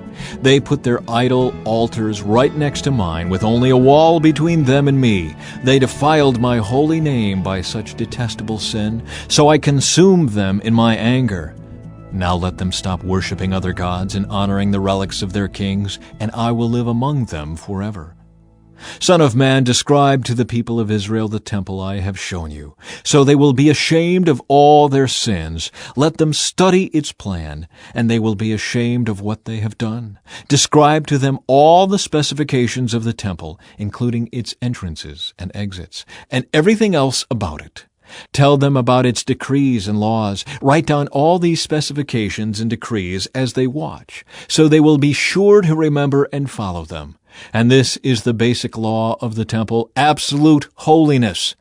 The entire top of the mountain where the temple is built is holy. Yes, this is the basic law of the temple. The altar. These are the measurements of the altar. There is a gutter all around the altar, 21 inches deep and 21 inches wide, with a curb 9 inches wide around its edge. And this is the height of the altar. From the gutter, the altar rises 3.5 feet to a lower ledge that surrounds the altar and is 21 inches wide. From the lower ledge, the altar rises 7 feet to the upper ledge that is also 21 inches wide. The top of the altar, the hearth, rises another 7 feet higher, with a horn rising up from each of the 4 corners. The top of the altar is square, measuring 21 feet by 21 feet. The upper ledge also forms a square, measuring 24.5 feet by 24.5 feet, with a 21-inch gutter and a 10.5-inch curb all around the edge. There are steps going up the east side of the altar. Then he said to me, "Son of man, this is what the Sovereign Lord says. These will be the regulations for the burning of offerings and the sprinkling of blood when the altar is built. At that time, the Levitical priests of the family of Zadok, who minister before me, are to be given a young bull for a sin offering, says the Sovereign Lord. Ye will take some of its blood and smear it on the 4 horns of the altar, the 4 corners of the upper ledge, and the curb that runs around that ledge. This will cleanse and make atonement for the altar. Then take the young bull for the sin offering and burn it at the appointed place outside the temple area. On the 2nd day, sacrifice as a sin offering a young male goat that has no physical defects. Then cleanse and make atonement for the altar again, just as you did with the young bull. When you have finished the cleansing ceremony, offer another young bull that has no defects and a perfect ram from the flock. You are to present them to the Lord, and the priests are to sprinkle salt on them and offer them as a burnt offering to the Lord. Every day for 7 days a male goat, a young bull, and a ram from the flock will be sacrificed as a sin offering. None of these animals may have physical defects of any kind. Do this each day for 7 days to cleanse and make atonement for the altar, thus setting it apart for holy use. On the 8th day and on each day afterward, the priests will sacrifice on the altar the burnt offerings and peace offerings of the people. Then I will accept you. I, the Sovereign Lord, have spoken. Chapter 44. The Prince, Levites, and Priests. Then the man brought me back to the east gateway in the outer wall of the temple area, but it was closed. And the Lord said to me, "This gate must remain closed. It will never again be opened. No one will ever open it and pass through, for the Lord, the God of Israel, has entered here. Therefore it must always remain shut. Only the prince himself may sit inside this gateway to feast in the Lord's presence, but he may come and go only through the entry room of the gateway." Then the man brought me through the north gateway to the front of the temple. I looked and saw that the glory of the Lord filled the temple of the Lord, and I fell face down on the ground. And the Lord said to me, "Son of man, take careful notice. Use your eyes and ears and listen to everything I tell you about the regulations concerning the Lord's temple. Take careful note of the procedures for using the temple's entrances and exits. And give these rebels, the people of Israel, this message from the Sovereign Lord. O people of Israel, enough of your detestable sins. You have brought uncircumcised foreigners into my sanctuary, people who have no heart for God. In this way you defiled my temple, even as you offered me my food, the fat and blood of sacrifices. In addition to all your other detestable sins, you have broken my covenant. Instead of safeguarding my sacred rituals, you have hired foreigners to take charge of my sanctuary. So this is what the Sovereign Lord says: no foreigners, including those who live among the people of Israel, will enter my sanctuary if they have not been circumcised and have not surrendered themselves to the Lord. And the men of the tribe of Levi who abandoned me when Israel strayed away from me to worship idols must bear the consequences of their unfaithfulness. They may still be temple guards and gatekeepers, and they may slaughter the animals brought for burnt offerings and be present to help the people. But they encouraged my people to worship idols, causing Israel to fall into deep sin. So I have taken a solemn oath that they must bear the consequences for their sins, says the Sovereign Lord. They may not approach me to minister as priests. They may not touch any of my holy things or the holy offerings, for they must bear the shame of all the detestable sins they have committed. They are to serve as the temple caretakers, taking charge of the maintenance work and performing general duties. However, the Levitical priests of the family of Zadok continued to minister faithfully in the temple when Israel abandoned me for idols. These men will serve as my ministers. They will stand in my presence and offer the fat and blood of the sacrifices, says the sovereign Lord. They alone will enter my sanctuary and approach my table to serve me. They will fulfill all my requirements. When they enter the gateway to the inner courtyard, they must wear only linen clothing. They must wear no wool while on duty in the inner courtyard or in the temple itself. They must wear linen turbans and linen undergarments. They must not wear anything that would cause them to perspire. When they return to the outer courtyard where the people are, they must take off the clothes they wear while ministering to me. They must leave them in the sacred rooms and put on other clothes, so they do not endanger anyone by transmitting holiness to them through this clothing. They must neither shave their heads nor let their hair grow too long. Instead, they must trim it regularly. The priests must not drink wine before entering the inner courtyard. They may choose their wives only from among the virgins of Israel or the widows of the priests. They may not marry other widows or divorced women. They will teach my people the difference between what is holy and what is common, what is ceremonially clean and unclean. They will serve as judges to resolve any disagreements among my people. Their decisions must be based on my regulations, and the priests themselves must obey my instructions and decrees at all the sacred festivals, and see to it that the Sabbaths are set apart as holy days. A priest must not defile himself by being in the presence of a dead person, unless it is his father, mother, child, brother, or unmarried sister. In such cases, it is permitted. Even then, he can return to his temple duties only after being ceremonially cleansed and then waiting for 7 days. The first day he returns to work and enters the inner courtyard and sanctuary, he must offer a sin offering for himself, says the sovereign Lord. The priests will not have any property or possession of land, for I alone am their special possession. Their food will come from the gifts and sacrifices brought to the temple by the people, the grain offerings, the sin offerings, and the guilt offerings. Whatever anyone sets apart for the Lord will belong to the priests. The first of the ripe fruits and all the gifts brought to the Lord will go to the priests. The first samples of each grain harvest and the first of your flour must also be given to the priests, so the Lord will bless your homes. The priests may not eat meat from any bird or animal that dies a natural death or that dies after being attacked by another animal. Chapter 45. Division of the land. When you divide the land among the tribes of Israel, you must set aside a section for the Lord as His holy portion. This piece of land will be 8 1/3 miles long and 6 2/3 miles wide. The entire area will be holy. A section of this land measuring 875 feet by 875 feet will be set aside for the temple. An additional strip of land 87.5 feet wide is to be left empty all around it. Within the larger sacred area, measure out a portion of land 8 1/3 miles long and 3 1/3 miles wide. Within it, the sanctuary of the most holy place will be located. This area will be holy, set aside for the priests who minister to the Lord in the sanctuary. They will use it for their homes, and my temple will be located within it.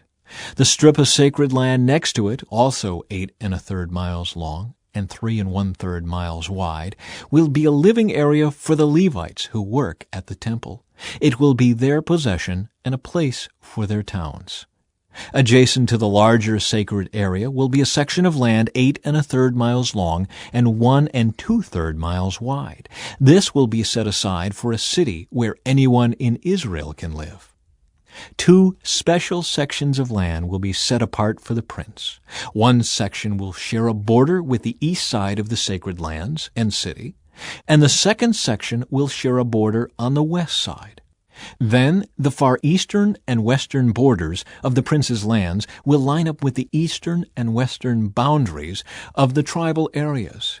These sections of land will be the prince's allotment. Then my princes will no longer oppress and rob my people. They will assign the rest of the land to the people, giving an allotment to each tribe. Rules for the princes. For this is what the sovereign Lord says, Enough, you princes of Israel! Stop your violence and oppression, and do what is just and right. Quit robbing and cheating my people out of their land. Stop expelling them from their homes, says the sovereign Lord. Use only honest weights and scales and honest measures, both dry and liquid. The homer will be your standard unit for measuring volume. The ephah and the bath will each measure 1/10 of a homer. The standard unit for weight will be the silver shekel. 1 shekel will consist of 20 gerahs, and 60 shekels will be equal to 1 minnah. Special offerings and celebrations. You must give this tax to the prince, 1 bushel of wheat or barley for every 60 you harvest, 1% of your olive oil, and 1 sheep or goat for every 200 in your flocks in Israel. These will be the grain offerings, burnt offerings, and peace offerings that will make atonement for the people who bring them, says the sovereign Lord. All the people of Israel must join in bringing these offerings to the prince.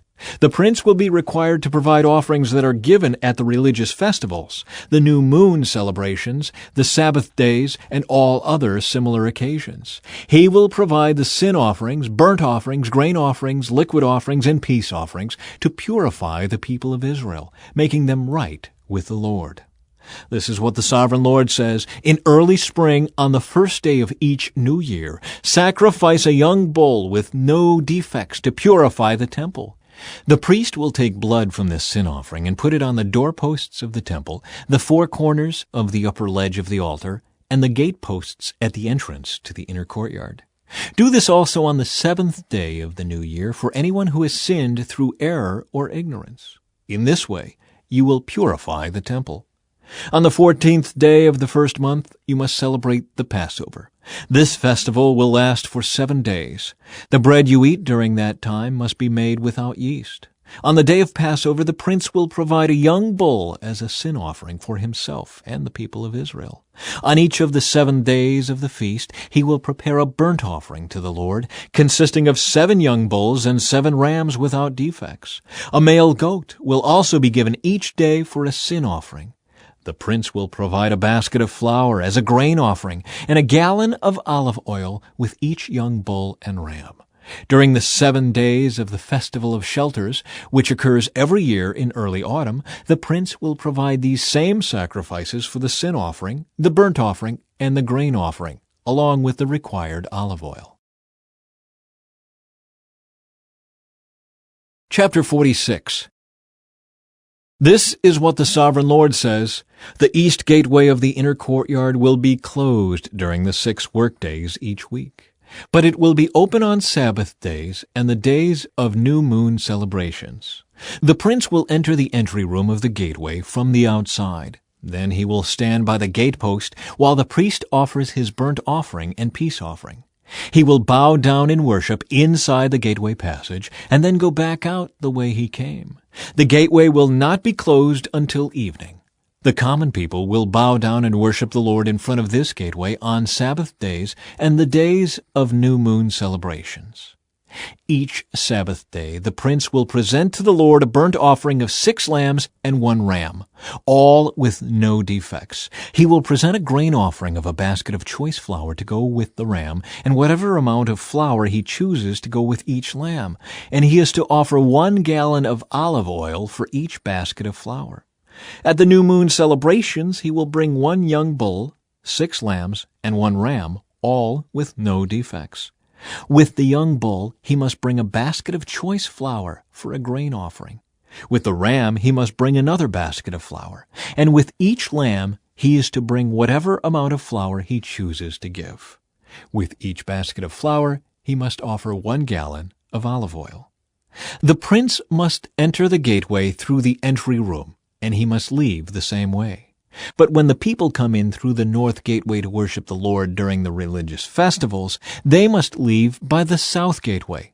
And those who entered through the south gateway must leave by the north gateway.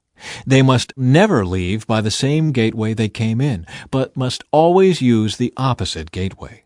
The prince will enter and leave with the people on these occasions. So at the special feasts and sacred festivals, the grain offering will be a basket of choice flour with each young bull, another basket of flour with each ram, and as much flour as the prince chooses to give with each lamb. Give 1 gallon of olive oil with each basket of flour. When the prince offers a voluntary burnt offering or peace offering to the Lord, the east gateway to the inner courtyard will be opened for him, and he will offer his sacrifices as he does on Sabbath days. Then he will leave, and the gateway will be shut behind him. Each morning you must sacrifice a 1-year-old lamb with no defects as a burnt offering to the Lord.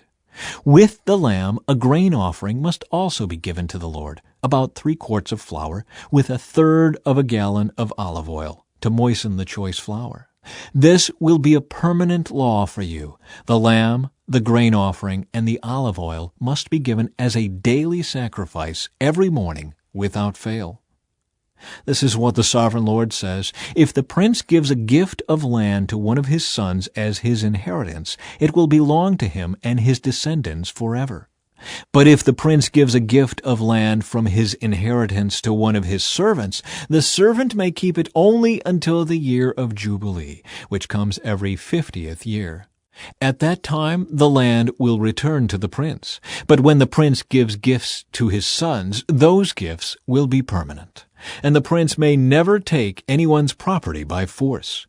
If he gives property to his sons, it must be from his own land. For I do not want any of my people unjustly evicted from their property. The temple kitchens. In my vision, the man brought me through the entrance beside the gateway and led me to the sacred rooms assigned to the priests, which faced toward the north. He showed me a place at the extreme west end of these rooms. He explained, "This is where the priests will cook the meat from the guilt offerings and sin offerings and bake the flour from the grain offerings into bread. They will do it here to avoid carrying the sacrifices through the outer courtyard and endangering the people by transmitting holiness to them." Then he brought me back to the outer courtyard and led me to each of its 4 corners. In each corner I saw an enclosure.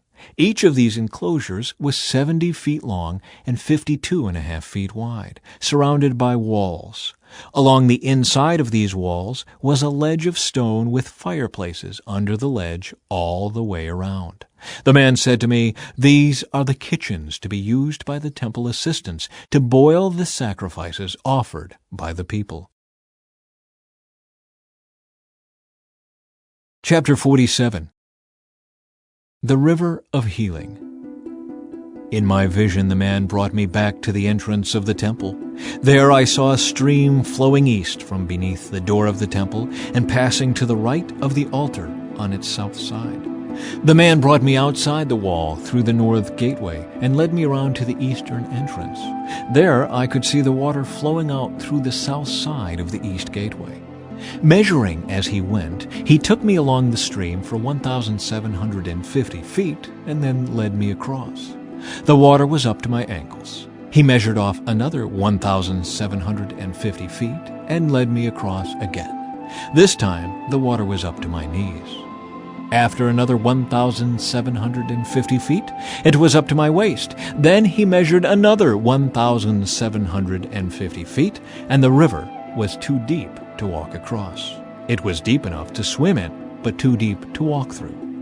He asked me, "Have you been watching, Son of Man?" Then he led me back along the riverbank. When I returned, I was surprised by the sight of many trees growing on both sides of the river. Then he said to me, "This river flows east through the desert into the valley of the Dead Sea. The waters of this stream will make the salty waters of the Dead Sea fresh and pure. There will be swarms of living things wherever the water of this river flows. Fish will abound in the Dead Sea, for its waters will become fresh. Life will flourish wherever this water flows. Fishermen will stand along the shores of the Dead Sea, all the way from En-Gedi to En-Eglaim. The shores will be covered with nets drying in the sun. Fish of every kind will fill the Dead Sea, just as they fill the Mediterranean. But the marshes and swamps will not be purified. They will still be salty. Fruit trees of all kinds will grow along both sides of the river. The leaves of these trees will never turn brown and fall, and there will always be fruit on their branches. There will be a new crop every month, for they are watered by the river flowing from the temple. The fruit will be for food, and the leaves for healing. Boundaries for the land. This is what the Sovereign Lord says: divide the land in this way for the 12 tribes of Israel. The descendants of Joseph will be given 2 shares of land. Otherwise, each tribe will receive an equal share. I took a solemn oath and swore that I would give this land to your ancestors, and it will now come to you as your possession. These are the boundaries of the land. The northern border will run from the Mediterranean toward Hethlon, then on through Lebo-Hamath to Zedad. Then it will run to Berothah and Sibrim, which are on the border between Damascus and Hamath, and finally to Hazer-Hetikon on the border of Haran. So the northern border will run from the Mediterranean to Hazar-Enan on the border between Hamath to the north and Damascus to the south. The eastern border starts at a point between Haran and Damascus and runs south along the Jordan River between Israel and Gilead, past the Dead Sea, and as far south as Tamar. This will be the eastern border. The southern border will go west from Tamar to the waters of Meribah at Kadesh, and then follow the course of the brook of Egypt to the Mediterranean. This will be the southern border.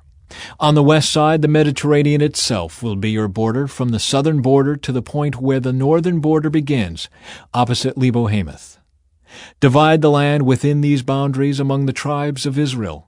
Distribute the land as an allotment for yourselves and for the foreigners who have joined you and are raising their families among you. They will be like native-born Israelites to you and will receive an allotment among the tribes. These foreigners are to be given land within the territory of the tribe with whom they now live. I, the Sovereign Lord, have spoken. Chapter 48. Division of the land. Here is the list of the tribes of Israel and the territory each is to receive. The territory of Dan is in the extreme north. Its boundary line follows the Hethlon road to Lebo-Hamath and then runs on to Hazar-Enan on the border of Damascus, with Hamath to the north. Dan's territory extends all the way across the land of Israel from east to west.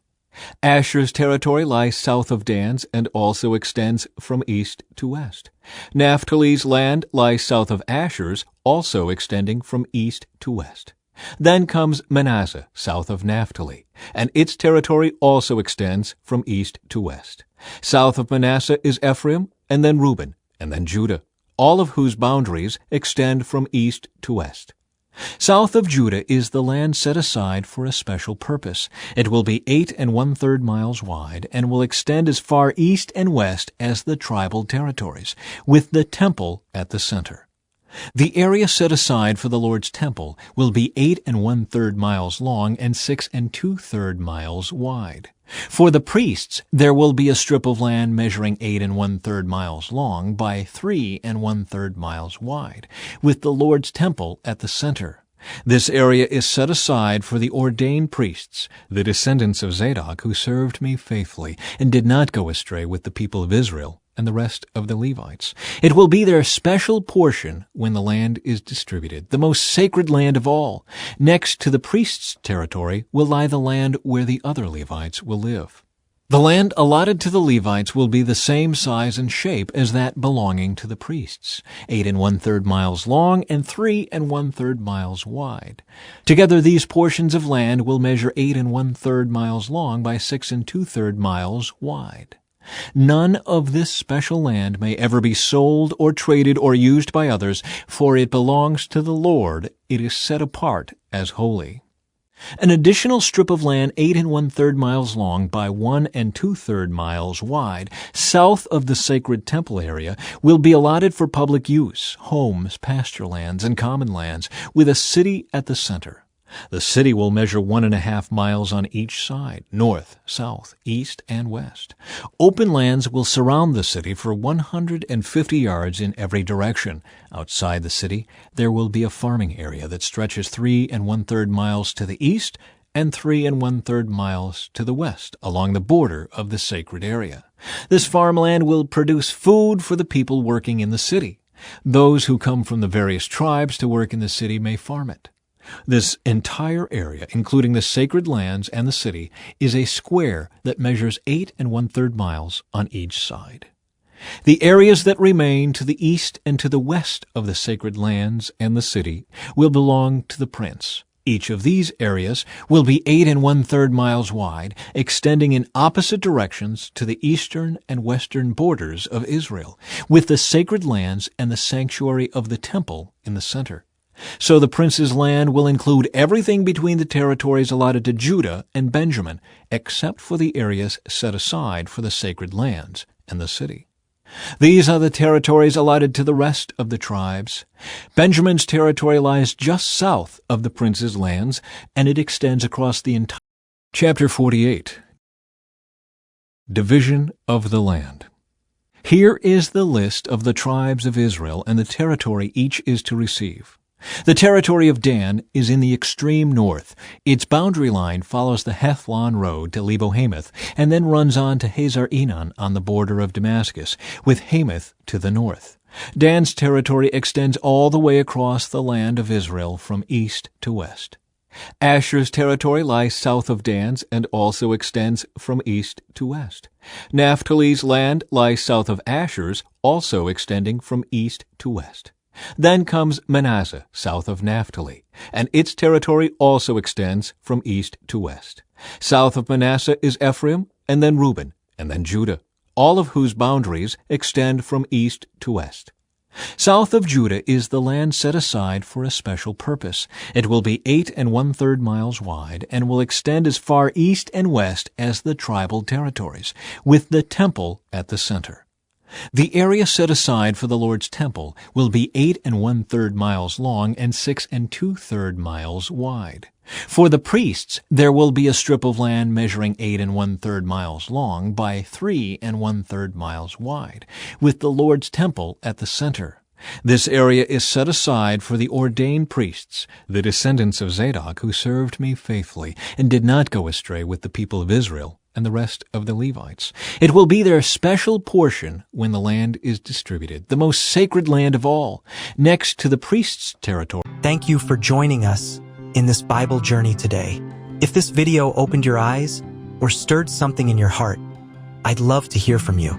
Drop a comment below. Your thoughts might bless someone else who's watching too. And if you haven't already, please take a moment to like this video and subscribe. It helps more people discover the Bible and its truths. But if you feel led to go deeper, to not just watch, but to walk this journey with us, consider becoming a channel member today. Your membership directly supports this mission, creating meaningful, faith-filled content that speaks to people around the world. Every video, every prayer, every reflection, every Bible reading exists because someone like you chose to give. Whether you choose to join, give a super thanks, or simply share this video with a friend, you are part of this mission. Let's grow in faith together, one day at a time, one video at a time. See you in the next reading.